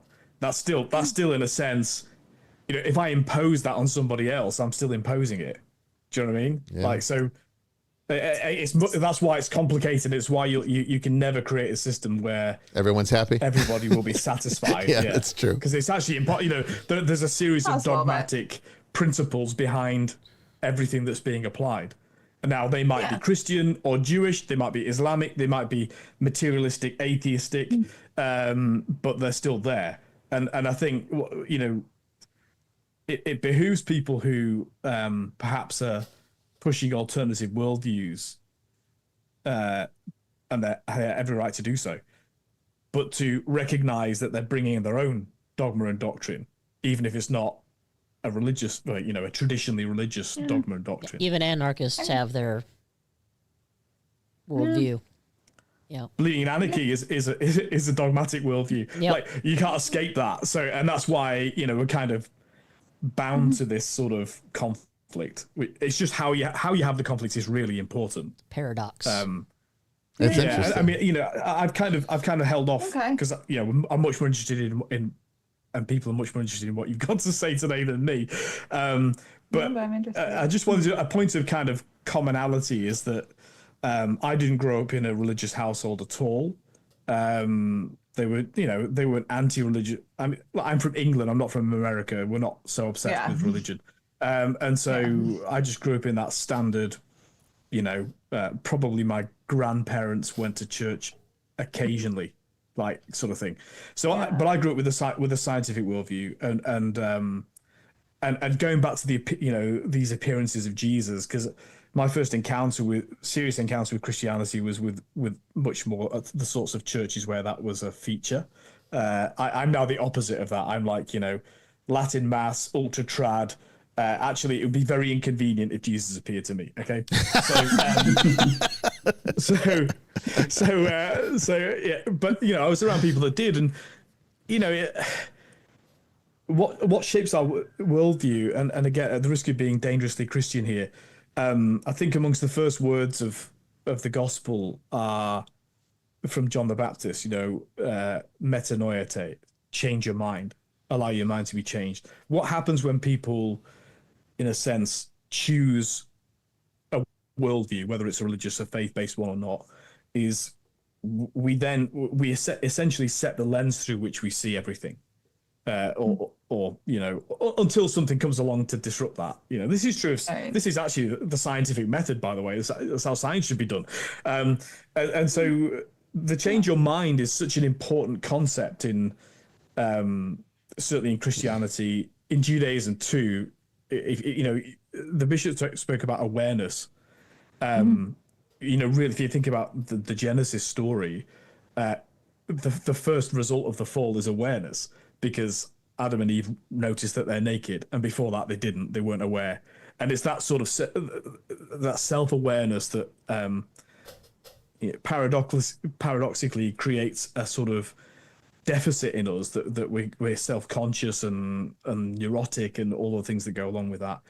But also on the positive side, it makes us see our place in the world and what we have to offer those around us, and wrestling with those things that we encounter. But what I used to say to people in the sort of charismatic movement who say, Jesus appeared at the end of my bed and said, come to me, I'm here, is I used to say, I feel really sorry for you. And they'd look at me astounded. And I say, well, because faith has been stolen from you. Because faith is actually about believing in things that you can't see. And it's fascinating. And actually, therefore, I think it's I can't put restrictions on God. God can do what he wants. But I think it's very unlikely that God would intervene in your lives in that way. I think he does it through other means. It might be done through a dream. It might be done through a kind of experience that you interpret in that way. More often than not, it's done through other people. He sends us other people to help us out. But yeah, so I wondered if you, given that you're using the scientific methods to look at essentially how people are experiencing and interpreting things that have happened in their mind or in reality, whether you've come to any kind of, whether you've analyzed that sort of the problem of the mindset, Yeah, like people's worldview, assessing, assessing and our own, how we interpret, like when someone goes to medium or something, or answer this, and I'm going to go back to the Pecandarian experience. Yeah, I don't want to miss that one. We're going to hold you to that one. I know, please, so mad about me neither. that.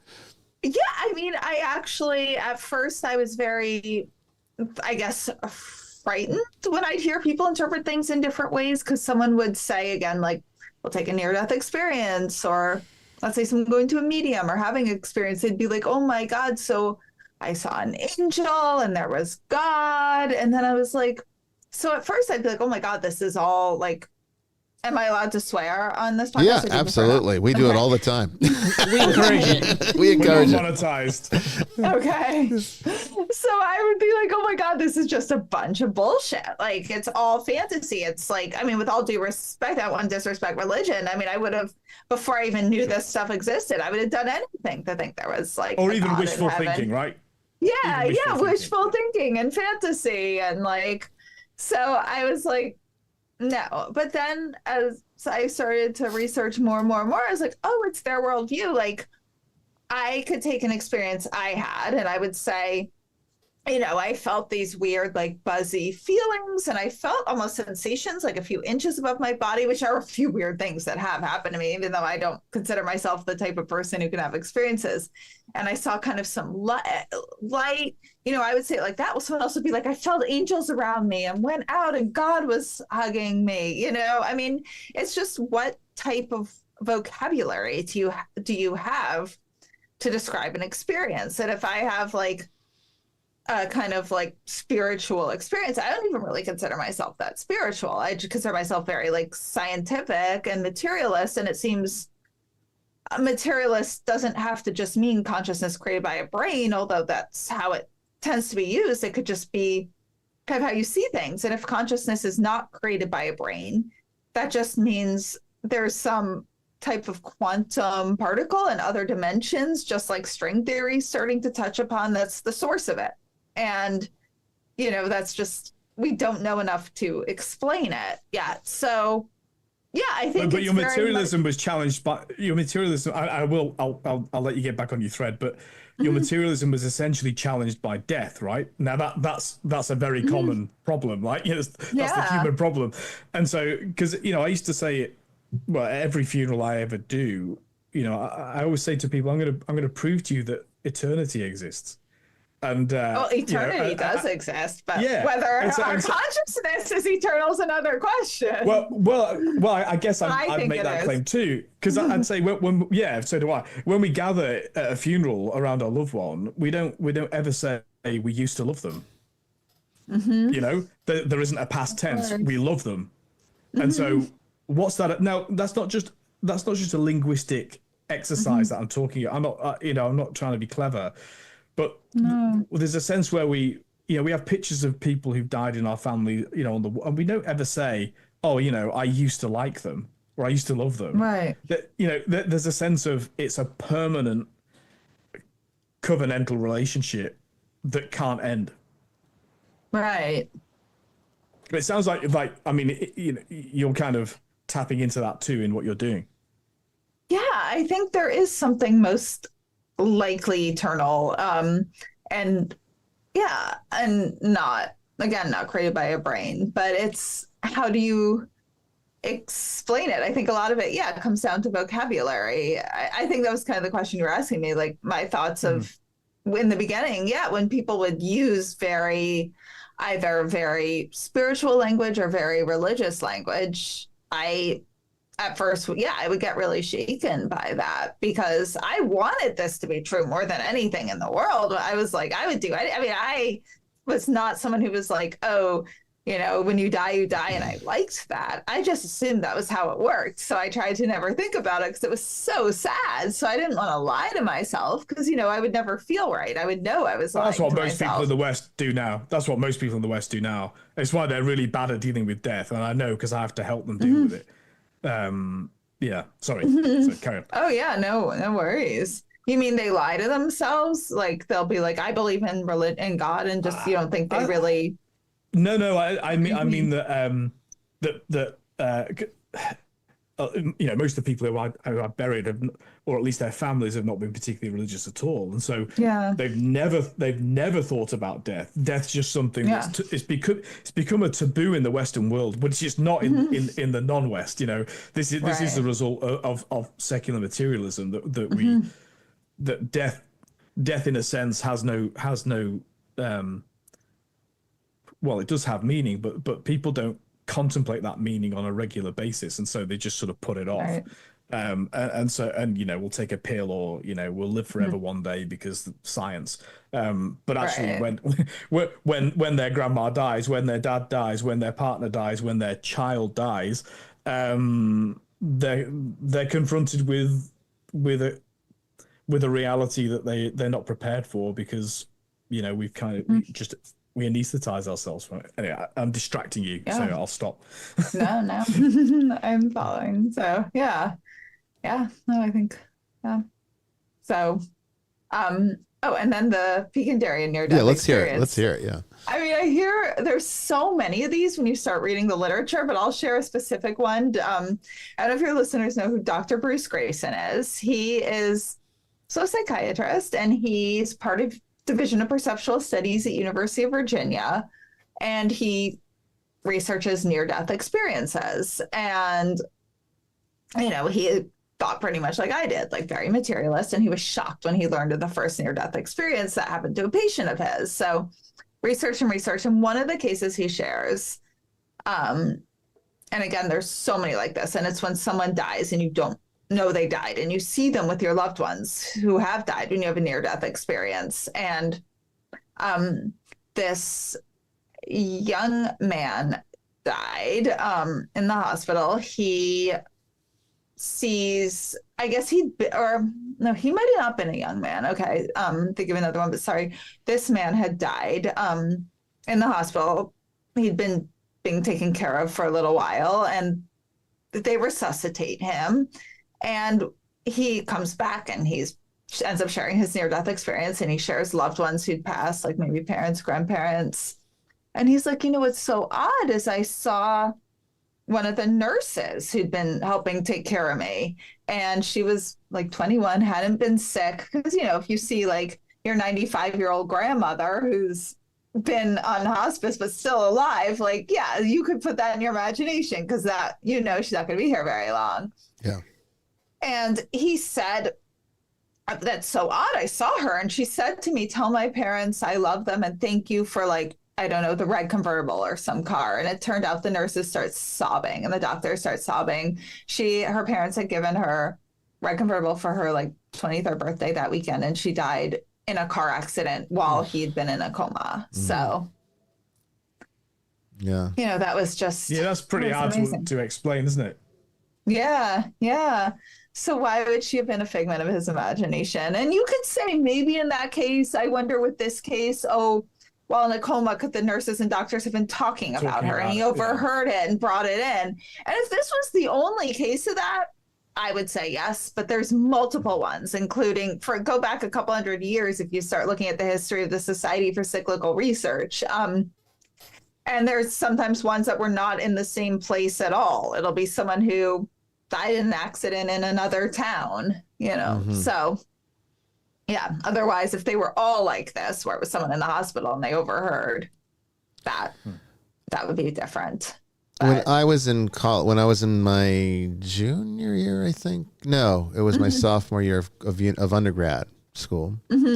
I was I had a lot of night classes, so I would spend most of my afternoons sort of relaxing. I do my studies in the morning, and then I would sort of relax in the afternoon and then go to class. One time I was just particularly tired, and I went and laid down, and now I was under a significant amount of stress, graduate school, undergrad school will do that to you. And it does. doesn't it? And so Yeah. I could relate this to a stress reaction, and maybe it was stress that triggered it, but the experience was quite profound. And I've talked about it on this show, but I want to get your thoughts on it. What ended up happening was I woke up with your classic sleep paralysis, not being able to move but being fully awake. Scary stuff. And it was a bit frightening because you know the first thought that comes to your head, or at least it did in my case, is I'm having a stroke, I'm paralyzed, whatever. You're not thinking it's a natural reaction because it feels so unnatural when you're in it. Right. But suddenly, I don't know what shifted or what, I could not move. I tried to move, and all of a sudden I felt in your classic near out of body experience, vibration, this very loud roaring noise. And the next thing I knew, I mean, it felt like you popped out, and I was floating and looking down on myself laying there. And it was, as you mentioned earlier, this wasn't a near death, but it was similar in the sense of being outside yourself. It felt more real than real. And at that point, I guess I had gotten over the uneasiness of it, and I thought, this is intriguing, and I want to see what I can do. So I noticed I could go through walls. I could go up to I was in a condominium, a high-rise condominium at the time. That was where my condo was. And I went up to the room above me, and I could see the unit above me. And then the next thing I knew is I said, I want to see if I can, like, is there anything else I can do with this? Other than just float around and looking, eavesdrops on people's units in my building. And the first thought that came to my mind was, I always wanted to be a composer, but never pursued any kind of musical ability or talent, or never learned an instrument. So always was sort of regretful about that. And suddenly I found myself in this, I can't even describe it. It felt like a space that was the essence, the intrinsic essence of music itself. And in that space, whatever it was, I can't, again, describe it. It wasn't geometric. There was no color there, but then it felt like there was every color there. It wasn't darkness, but it wasn't exactly light either. It was pure awareness and absolute knowledge of what music is intrinsically. And suddenly I said, well, I understand it all. It's as if being in that space made me one with that space. And I suddenly could find myself, and I did, composing these intricate hour-long symphonies in this moment. And it was absolutely, no musical training at all. No, at that time didn't really have any talent and never even picked up instruments. But in this moment, I knew how to play every instrument. I knew how to write. I knew the meaning of everything. And that distracted me. And all of a sudden I fell back and I slammed into my body at such a rate that it hurt. At that moment, I awoke and got up, and I could actually move around like normal. And I thought, what the hell was that? You got tapped in. I got tapped in. And so I didn't think too much of it until later that week. My friend and my friend was a curator at one of the museums nearby. This was in Palm Beach, Florida. So he was a curator at one of the museums on the island. And we were going to dinner or something that night. And he said he had to stop by his office to pick up something. So I went with him and went into the museum with him after hours while he went to the office.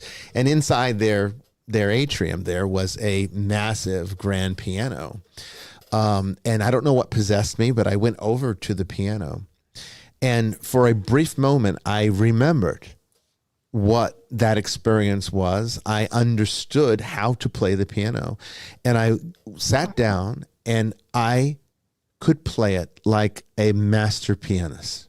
It was absolutely as if I had flawless training with absolute talent and had been doing this all my life. And my friend comes running out because he had known me for several years at this point. He comes running out because he was like, what is that music? And he says to me, I didn't know you could play the piano, much less like that. And I said, I can't play the piano. He says, then what are you doing? And all of a sudden it was gone. It was like, I don't know what I'm doing. And I could get little glimpses of it back.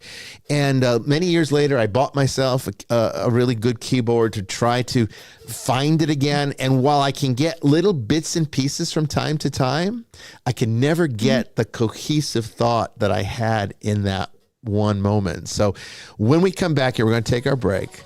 I want to get your thoughts on that, Liz, and see if it's related. Okay, great. Yeah. Okay. All right. So we'll find out what she thinks when we come back here. Don't go away.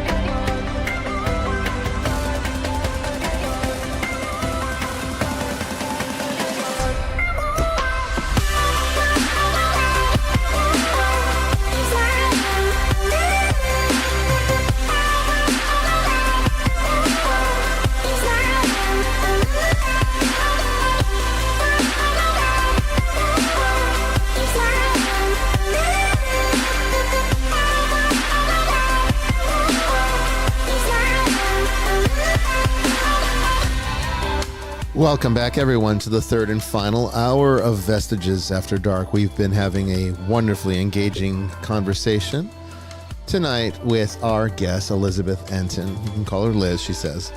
And it's been, I'm finding her insights fascinating. And I left the break, right before the break, we left off with talking about my experience. I've talked about on this show before with that out-of-body experience with experiencing the intrinsic essence of music and then suddenly being able to perform at a master's level and then losing it, and I'm curious what her thoughts are on that. So we're going to find out here in a moment. And if you have questions or stories for the guests tonight, you can call into the show if you want. That's 207-544-1983.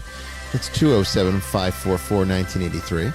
Or, as most of you seem to prefer, you can just log your questions into the chat rooms across the internet, wherever this show is playing, and our moderators will bring it to our attention. Any questions, comments, stories, anything you'd like to tell or get our guest insight on, I'm sure Liz will be happy to answer them. Okay? We'll be right back in just a moment. Don't go anywhere.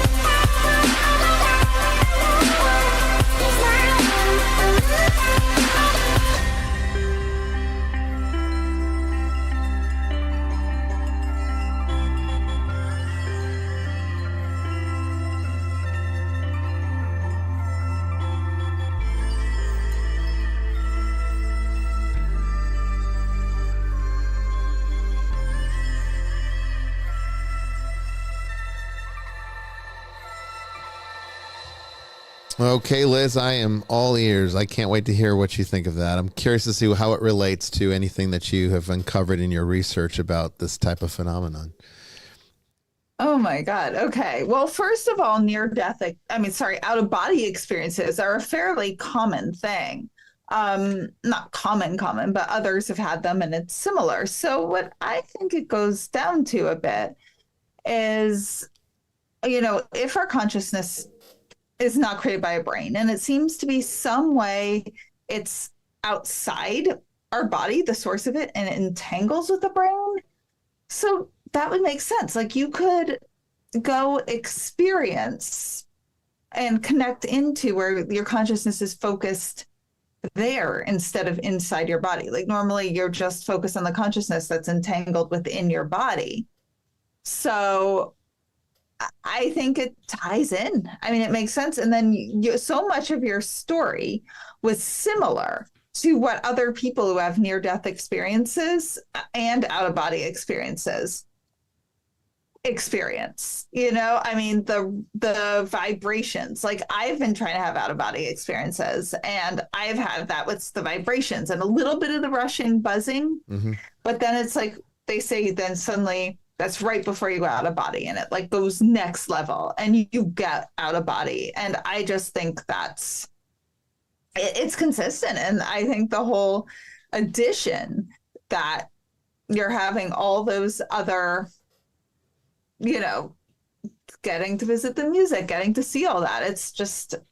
It ties in with all the other research that consciousness is not created by a brain, but downloaded by it. And it ties in with near-death experiences. It ties in with mediumship. It ties in with all of that. Well, it would definitely make sense because, I mean, you think about, like, I used to work with traumatic brain injury. I didn't know that. Okay. Yeah, before I did religious stuff, okay. Before I did all this, but I used to work in clinical work, and some of my clients on my caseload were a traumatic brain injury. And it was interesting because some were very low functioning, some were higher functioning. But I mean, you could see that it was, again, the best way I could describe it was like an antenna that wasn't picking up the full signal.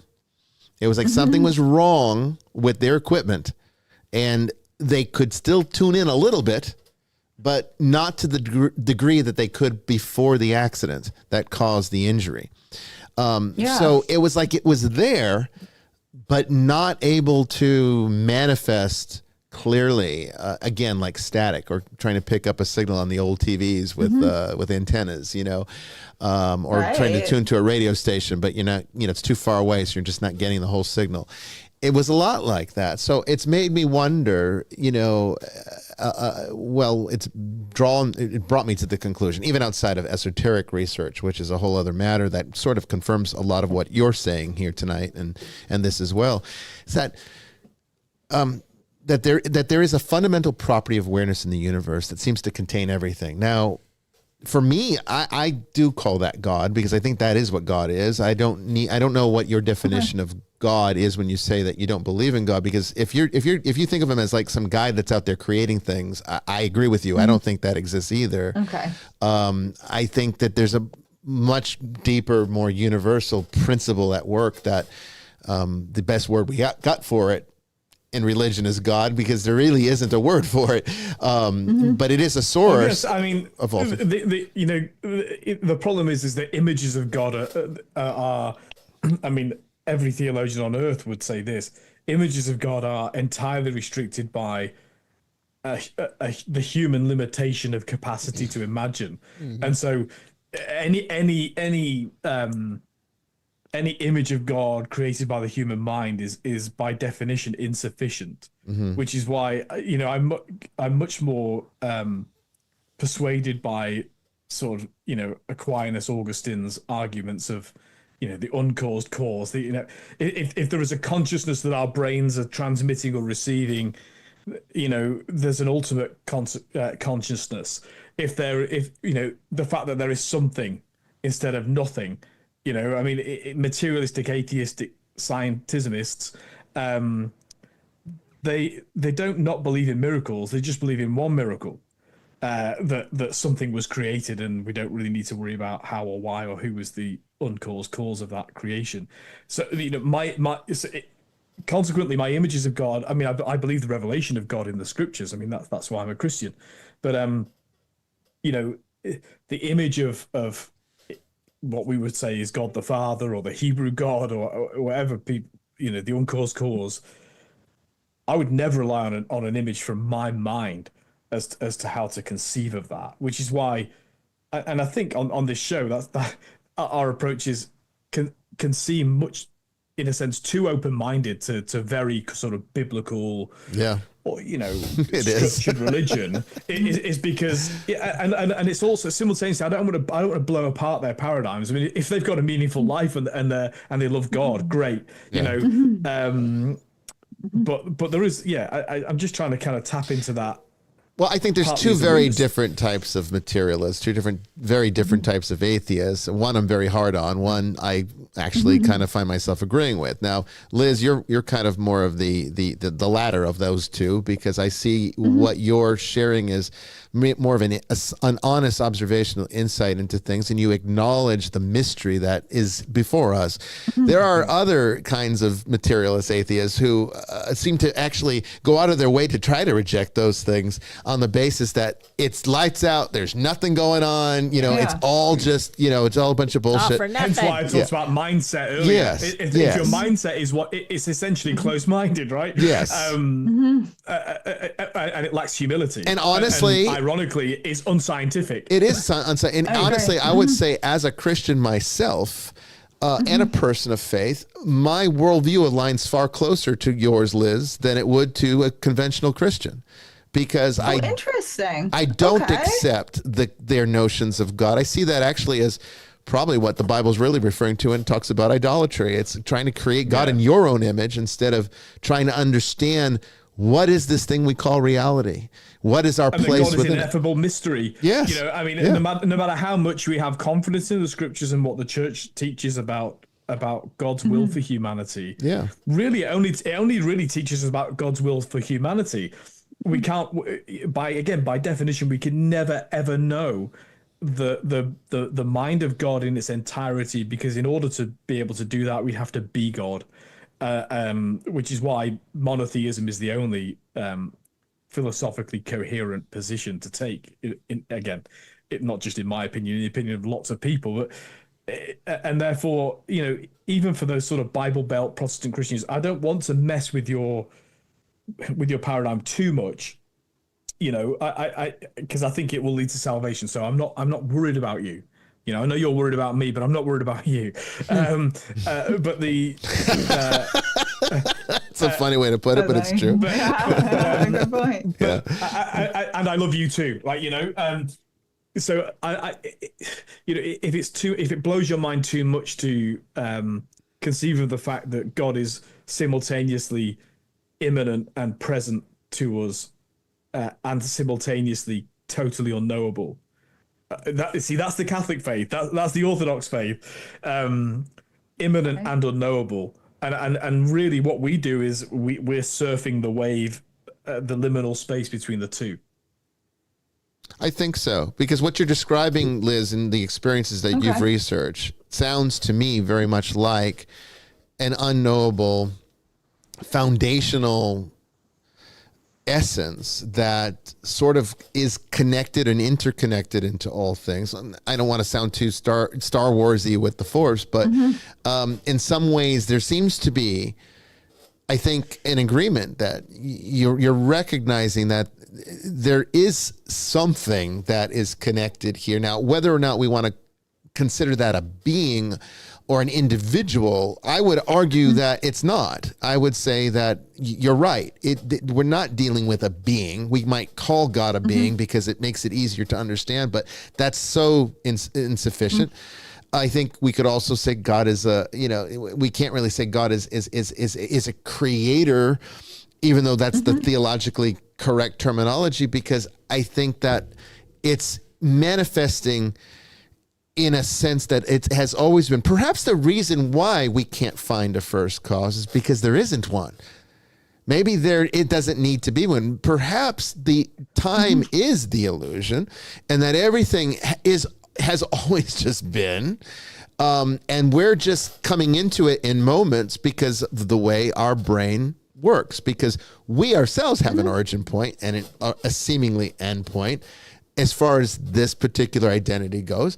And so we apply that in the way we do everything. We make God in our own image. Why don't we make time in our own image? But we think we're so important. I mean, obviously, the way that God has chosen to create us and love us is of ultimate importance to us. But that doesn't mean it's of ultimate importance. We call God the Father in the Trinity. God the Father is uncreated. So the Father is uncreated. We talk about the uncreated light, and that's getting at that kind of transcendence that we can never. It would be heretical to suppose we could pretend to understand. Yeah, which is basically the foundation to everything. We have some common ground. Common ground, but it's also the foundation of everything Buddhist. Because the reason why people will accuse materialistic, they'll accuse Buddhism of being an atheist religion because they don't have any gods of importance. They don't deny the existence of gods. They just say they're not meaningful. They just see them as more distractions to get in your way on the way to enlightenment. That you don't need them. Yeah, it is interesting because it could align with some of those beings that you say that some people report encountering. So there seems to be different levels of perhaps this awareness, and perhaps different beings at different stages of functionality there. But I don't want to monopolize the conversation. I want to give some chance for our audience and for others. So Brandon, I know that you said you had some questions there. I don't know if there's any from the audience or if you've got some of your own. Jamie probably does too. Yeah. So Brandon, why don't you take the next one?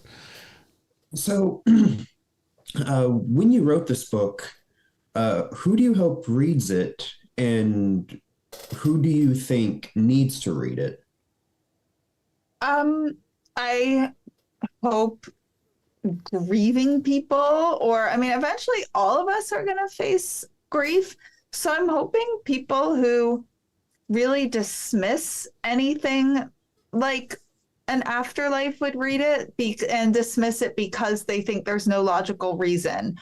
They think it's either only religion, or they think it's only very like, for lack of a better word, woo. Like, the religious people or spiritual people speak about this in a very just believe, have faith, like that there's no anyone who would enjoy, not to disrespect faith. I'm sorry. I know some of you, but No, you're fine. You're who would be interested in seeing that there's actually non-faith-based, tangible, factual reasons to think there could be an afterlife, or just that our consciousness works differently. So not only people, facing, grief, but also people are very curious. And I really write it in I try to be very like conversational, very light, very fun, very like you're sitting and having a coffee with me, and just explain it very kind of as I started to learn it, and I try to use very direct language, as not language that's like too spiritual or too esoteric. So, because the reason I ask is here recently I had published a book of my own where I go into like the history and evolution of Satan throughout First Temple Judaism and whatnot. And my goal was, I grew up Southern Baptist Protestant for 23 years, and I grew up fearing the devil, had the trauma of the devil. So my goal was to help people overcome that trauma. And I hope that by reading it, people are able to do that. And so I know that with your book, you have like a mission with your book to accomplish. And so that's why I asked that question. Yeah. Well, thanks for asking. And your book sounds really like it would really be important for a set of people too. I have had it's just not popular around here. No, no. No. Keep working on that SEO and Instagram and TikTok, book talk. Yeah. Push it out. Tennessee can be a little rough with this kind of subject matter, to be honest. I mean, Georgia's pretty rough too, but not as bad as Tennessee. Your whole country's completely impenetrable to the Western mind, to everybody else. Oh, it's impenetrable to me. I don't know. I'm a New Yorker though. Like religion was not part of my life at all growing up. Well, I've been intrigued by the sort of New Yorker atheist Jew. There's a lot of us. I mean, we're a type. Because I grew up in Manchester, and Manchester is a very Jewish place too. I mean, as far as England goes, I mean, obviously, England, like most European countries, did their best to kick all the Jews out in the terrible, awful times. But there's lots of Jews in Manchester, but they tend to be, I guess, some are Reform, but most would be fairly Orthodox Jews. Okay. And so, the kind of the atheist Jew, therefore, in my mind, which is completely wrong, but the atheist Jew I associate with New York. I don't think that's wrong. And Los Angeles. I also exactly. spent part of the year in Los Angeles, so I'm covering the full stereotype. Both ends. Yeah, but I think so. I wonder whether my question is around the sort of, because if you come from an atheistic, it's like the old joke in Northern Ireland, because they're obsessed whether you're a Catholic or a Protestant in Northern Ireland, and they'll say, are you a Catholic or a Protestant? They say, well, I'm a Jew, and they'll say, yeah, but are you a Catholic Jew or a Protestant Jew? Something. But I do think, like, from what I've, friends of mine and listening to media, there are Christian atheists and Jewish atheists in America, and I actually do think that Jewish atheism, by just throwing atheists into the same basket, is flawed. Actually, I think that as a theologian, I'd say, well, I'd really want to kind of unpick the Judaism first, and because there are differences between Judaism and Christianity. I mean, not just the obvious one, but the in terms of, we talk about Judeo-Christian philosophy, but actually there are key differences between Christian and Jewish ways of thinking. Theologically speaking, philosophically speaking. Don't get me wrong, there's way more in common than any other two groups of people, Right. and I'm instinctively pro-Jew, just so you know. But but I wonder whether do you see how coming from a Jewish background might give you a different way of looking at these things than if somebody was an atheist from a Christian or non-aligned background? Do you see a distinctiveness about that? I don't know. I mean, well, my have you looked at how friend, Jews deal with death, like Kaddish and all that sort of thing? I just think there's two different interpretations, two different ways of being a Jew. It's either a culture or it's a religion. And to me, it's a culture. I don't really know much about the religion. I know a little bit. I get it. Like Moses parting the Red Sea. But like in terms of death, I mean, we didn't do any of the Jewish traditions for my dad at all. Yeah. So, I mean, I kind of know them, but yeah, I mean, like covering the mirrors or, sitting Shiva. But I don't identify with it as a religion. And I mean, my mom was raised Christian, but like secular Christian too. So I celebrated all the holidays, but I was very embedded in Judaism as a culture. So I was strongly in my life, and the stuff related to more of the Christian culture was not really part of my upbringing. So I have no idea. I mean, I'd be interested if I just think, because Judaism, for example, it has a far, I mean, they're not so concerned with what happens after death. Like if you talk to an Orthodox Jew, they're like, well, we return to be with God, but it's like it's almost like so what? And so I just wondered how or whether that kind of feeds into it. Well, yeah, that's an interesting point, because Jewish afterlife is a complex matter, and it definitely shifted dramatically over the years. Like when you go to the time of Christ, you're starting to get into these apocalypticism concepts of resurrection of the body, that kind of thing.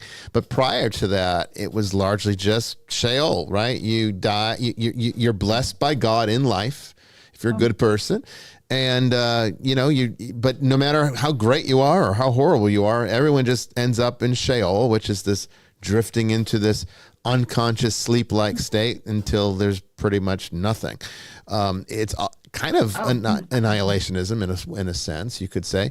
But then that sort of shifted. And then in the Middle Ages with Kabbalah and other Jewish mystical pursuits, concepts of the afterlife started to develop into more sophisticated forms, where now you did have Jewish people saying that there was, didn't have to end up in Sheol. There was other options in the afterlife.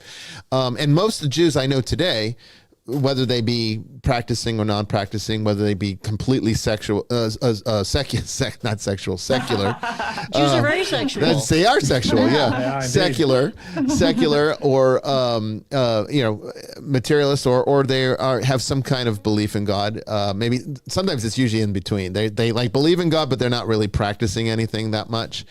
But all of them kind of seem to believe in life after death. I have not met one that didn't, not yet. And that was the whole spectrum, from people that would identify more with your views on more scientific, more rational thought, versus the more orthodox. There is just a consistent belief, and ghosts are a big thing. So I'm curious, do you believe in ghosts and the paranormal and things of that nature? Well, yeah, but the Jews I knew did not believe in that stuff. Really? It's interesting. Yeah, that is interesting. Maybe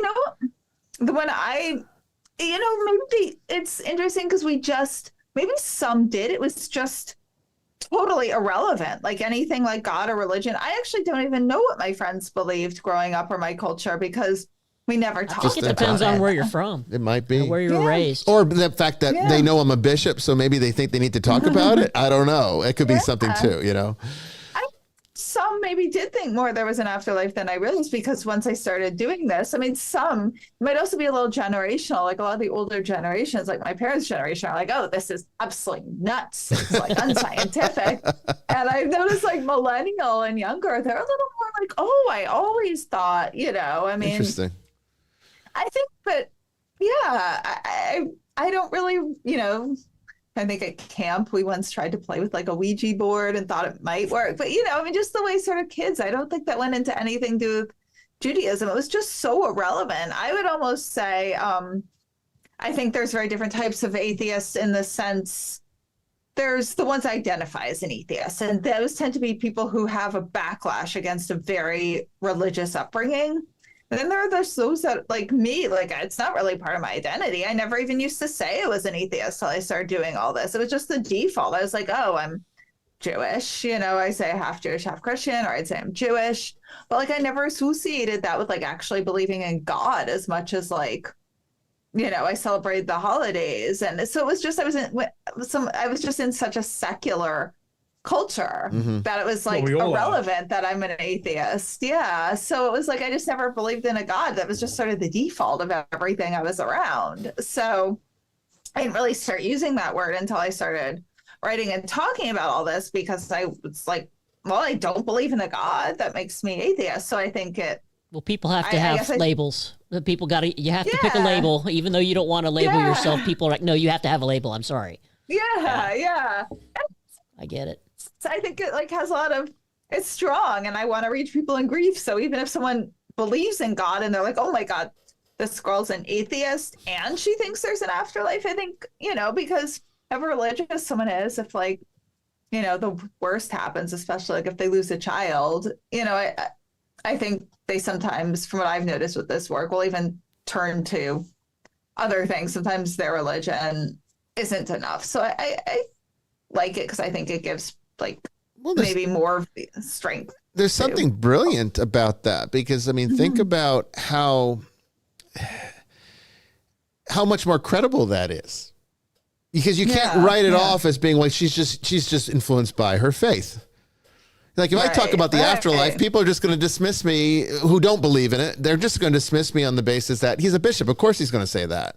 But that doesn't mean that they should dismiss it. I mean, what they should do is always another question. It's a circular argument. But it's sort of a circular argument. Oh, you would say that because you're Christian. No, I'm a Christian, so I say that. Like, well, you could, you know, like you could say that too. At some point, you make a decision and things knit together in your mind, and you know, you go down a certain path, but right. But I mean, I think there's something, there is something though more unique in the sense of somebody who does take an atheist identification, regardless of how specific that is, because I mean, like I said, I actually find myself agreeing with most of the things you said. So, and I don't consider myself atheist. So I think, but there's definitely more common ground than it might appear.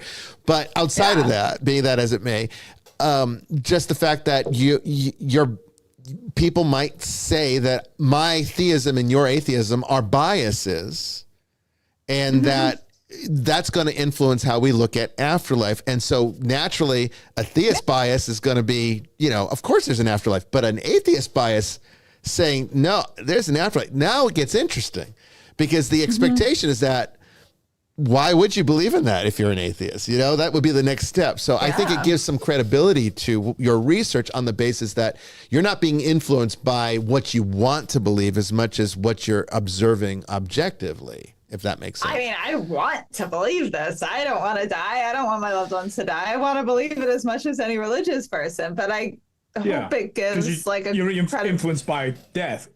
Yes. Yeah. We got a question for you, Liz, in the chat. Top G asks, what I never understood is, how do atheists know that there's nothing after death? Have they died, explored nothingness, and have returned to explain it to us all? Well, I think that's exactly what Liz is talking about, is that there isn't a correlation there. You want to take it? Say atheist. I mean, I don't think there's a God. I think saying there's a God and then the religion, I mean, that's just a huge interpretation. I think the burden of proof is to show the invisible, and the, you know, extraordinary claims require extraordinary evidence. Even if it's culturally normal in a lot of circles, it's still an absolutely extraordinary claim to say there's a God and there's a heaven, and you know, and some of the stories in the Bible or Torah, like, being true.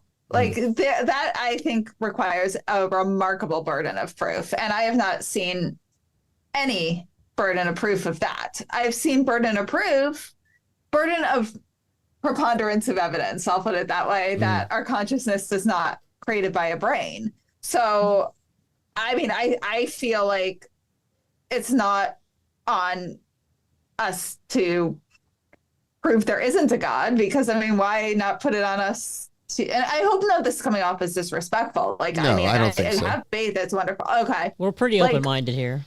Okay. I mean, I can't think speak there's a for the pink- entire audience, but as far as this panel, you're good.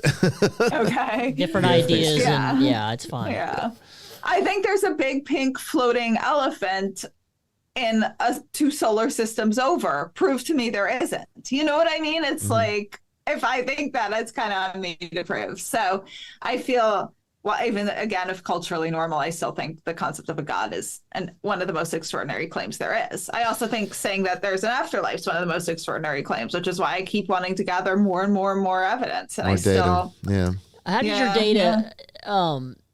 I'm sure you're familiar with the Akashic records. In your research, do you see any correlation between that theory and what you've been finding? You know, like this huge cosmic library of everything that's ever happened, all the knowledge there is. I do, and I have an interesting correlation about what I think. I think just a little bit. I don't know exactly what it is, but yeah, I think there seems to be something like that. And part of that is not just this research, but also physics. Everything that's been in our light waves, like, so let's say there's like a planet however many light years away, and they have telescopes that are able to look at Earth. They're going to be looking at dinosaurs if they're in a certain area. They might be looking at before dinosaurs. That means that everything that's ever happened is stored already, at least in this iteration of the Big Bang, which so far I think is the best explanation. That's already stored in there.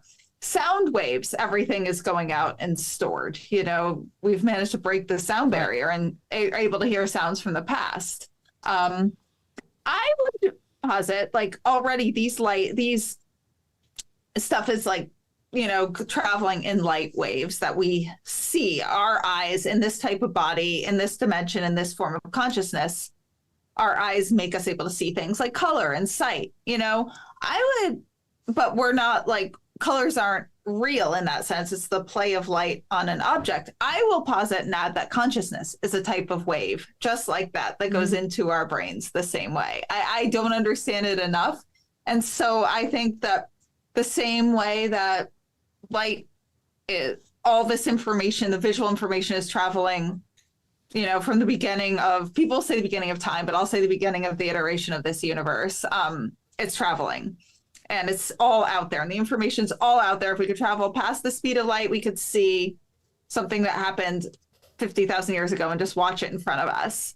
And I think consciousness and I think that would somehow, all of that together with light, sound, all this information and what's happened is stored. And I think consciousness is stored in that too, which Vibration. is all of our experiences. Yeah. There's a little bit of a discussion going on in the chat about, you know, It's going too fast. Yeah, it is going so fast I can barely keep up with it. But it was back on the. Good. Yeah, you're definitely making people think tonight. That's what we're here I like for. that. Yeah, I do too. I do. I love it when I see it.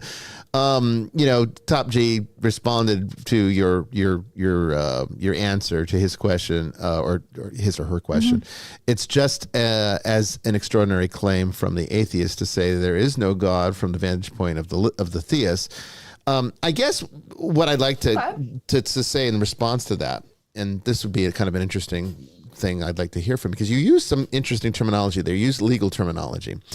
And at least in the United States of America, our legal system is based that the burden of proof is unfortunately on the person making the claim. So if you accuse somebody of doing something, you've got to be able to prove it beyond a reasonable doubt that it happened.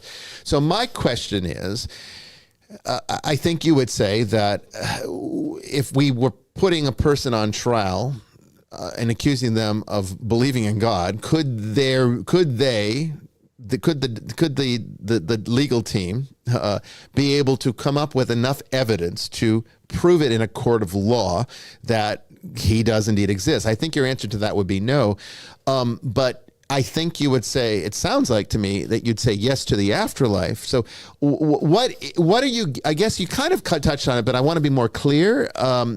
What is it about your afterlife research that puts it more into the credible range for you to say, yeah, this is where it's going versus God? Because I think a lot of people, and I'm seeing it in the chat, a lot of people just equate them as the same thing. If you believe in God, you believe in the afterlife. If you believe in the afterlife, you believe in God. And that's not necessarily true, as we've seen here tonight. So I'm curious, what is the absolute evidence in your research for that proves the afterlife to you, that you're not getting from, I guess, belief in God? Okay, this is going to be a long answer. I'll do the best I Go can. for it. First of Take all the time I'm if going you to need. eliminate the word proof. We do not have proof there's an afterlife. Okay. I think it is the most reasonable conclusion based on the evidence that we have. There's preponderance evidence. I think it's the most likely conclusion. There is not proof, Okay. unfortunately. So in court, they'd have to throw it out. No, because there's no court case that says 100% absolute proof. Otherwise, you wouldn't be able to, have evidence re-examined. Okay. There's The appeals process. There wouldn't be the appeals process. Yeah.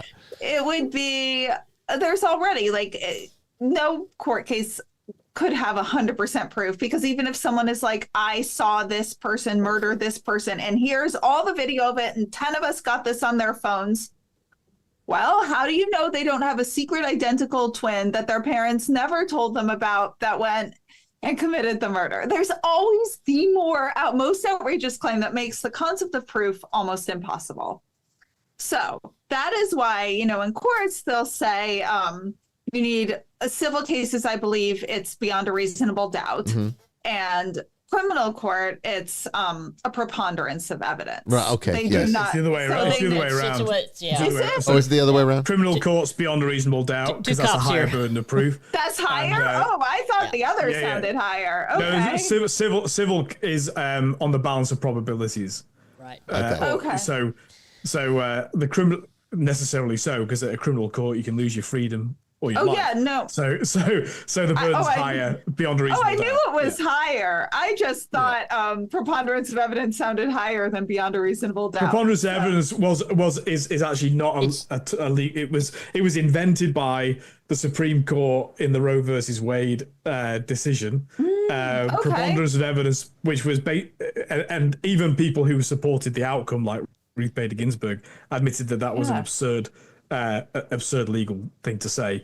But in terms of civil court, It's stuck, on though. the balance of It's stuck. probabilities- Attorneys make up I know. legalese all the time. Yeah. But I digress. Oh, So, I did not know that. I love Ruth Bader Yeah. Ginsburg. So she thought that was absurd. Oh no, I don't want she to did. disappoint her. She actually thought that although she approved the Roe versus Wade, the outcome, she actually is on the record of saying that the legal judgment was The flawed. way they got there. Yeah. So the law was wrong, even though you're she liked talking the about outcome. that specifically. No, actually, I know a lot Yeah. about this because I've been devastated about what's been going on in this country. I mean, We all are.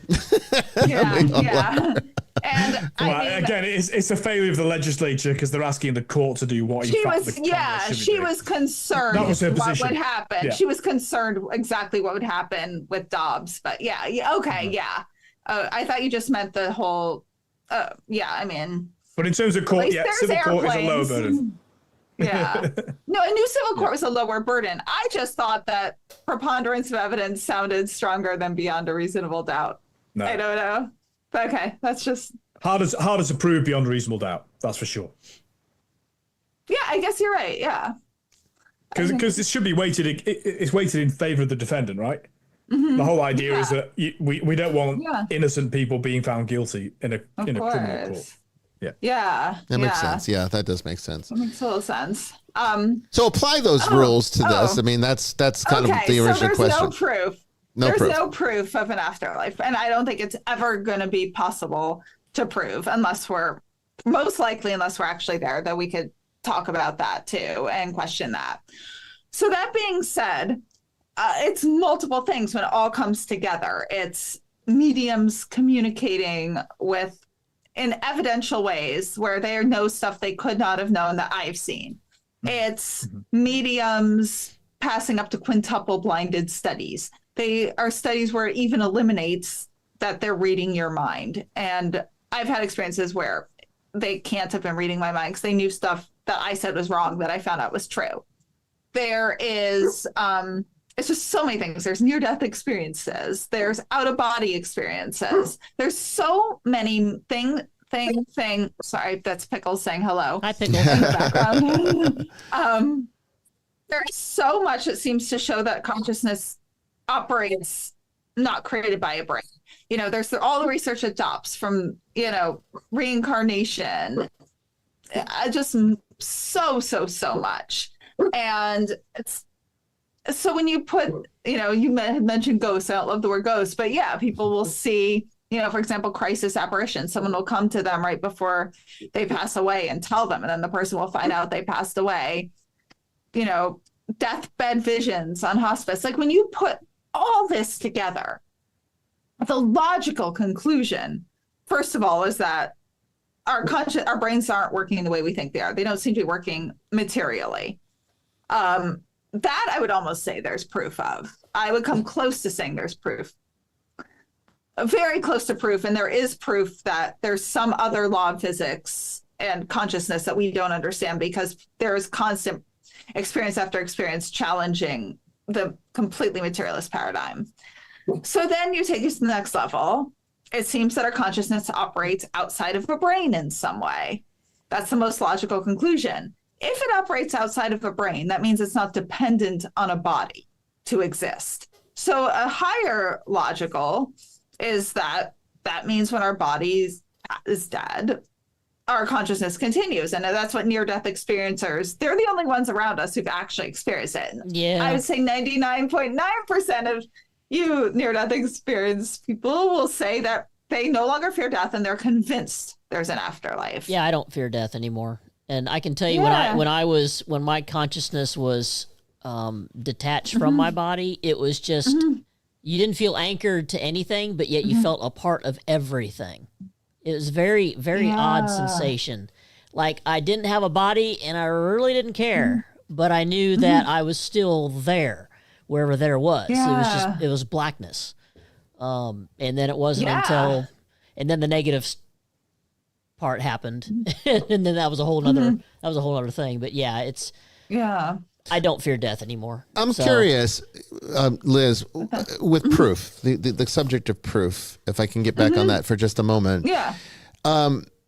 Oh, sorry. Do you want me just to finish why there's then no God? But then it's jumping to a huge conclusion 10 steps down the line to say there's a God. Nowhere in this does it show there's a God or heaven. But for me, though, I mean, let's just stick to the afterlife for the moment. We can get to God if you want to. But for me, I'm curious, because in the Christian worldview, I can say, my question, let me give me a question and then I'll explain why I want your answer, is that I can say, I mean, the question is, why do you think proof is so hard to come by in this? If it is a definitive reality, why is it so hard to prove then?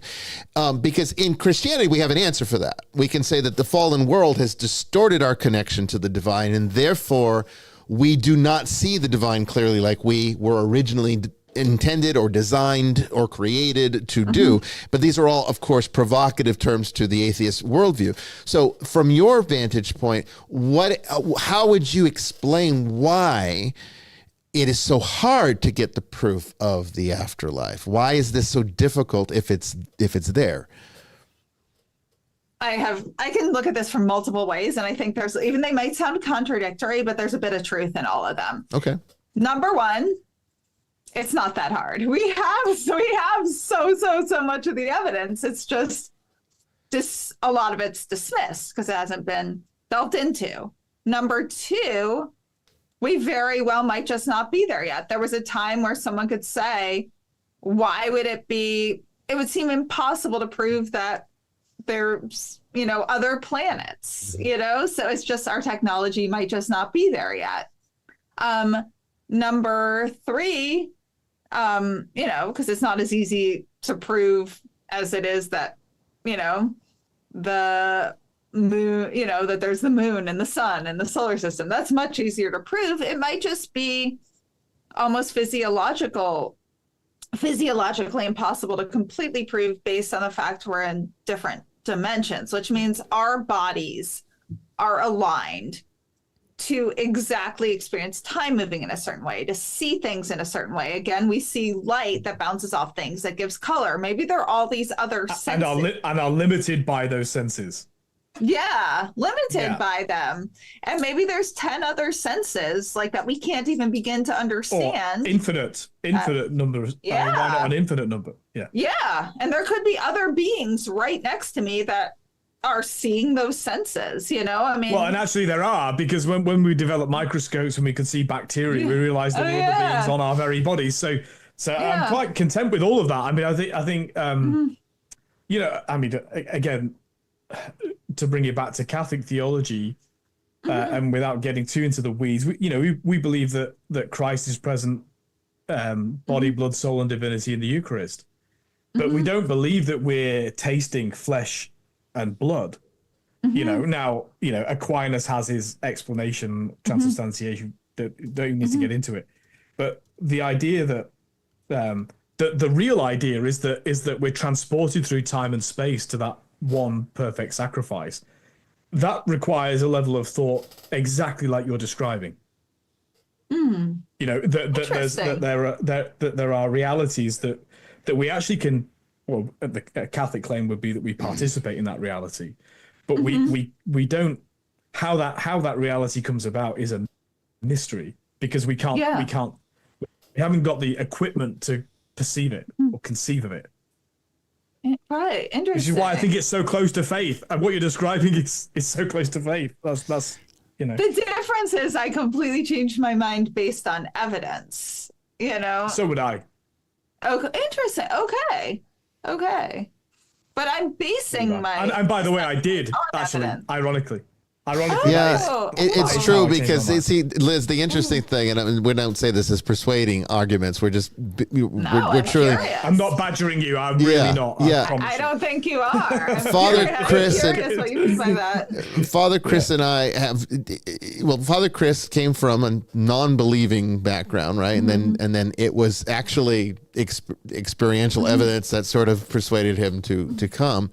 For me, it wasn't so much a lack of belief in God that I never had a challenge with, again, from experiences, but it was more so whether or not there could ever be a religious practice that would be more beneficial than any other. In my mind, it was more about anyone. I grew up in more of a mindset that anyone is as good as any other. They're all just trying to explain something that is largely unexplainable. And I still largely do agree with that. But where I changed, what changed me, and this was evidence that changed me, is that there was something about the particular path of Christianity that was different, even as a Buddhist. And largely still a Buddhist. I mean, I'll never be able to remove my Buddhism from me. I wouldn't want to. But the reason I practice Christianity as my religion is because of evidence. So I did change my mind, and Father Chris changed his mind too. I was based on evidence. Yeah. And I think that was somewhat scientific, maybe not for the same reasons, but there was a sort of objective aspect. Mine was more to like it. a court trial. Yeah. I read a book called It was, yeah. Of course it was. I was a policeman. But it was like the Day Death Died was the book by Michael Green, and that's not very complicated or difficult. But I and I've obviously developed on that, but I'm more I'm persuaded by witness testimony, and particularly like you said, there's a certain validity of saying, well, somebody who's an atheist saying there's an afterlife. It is, in a sense, of a different quality. It's profound to me. I think it's profound.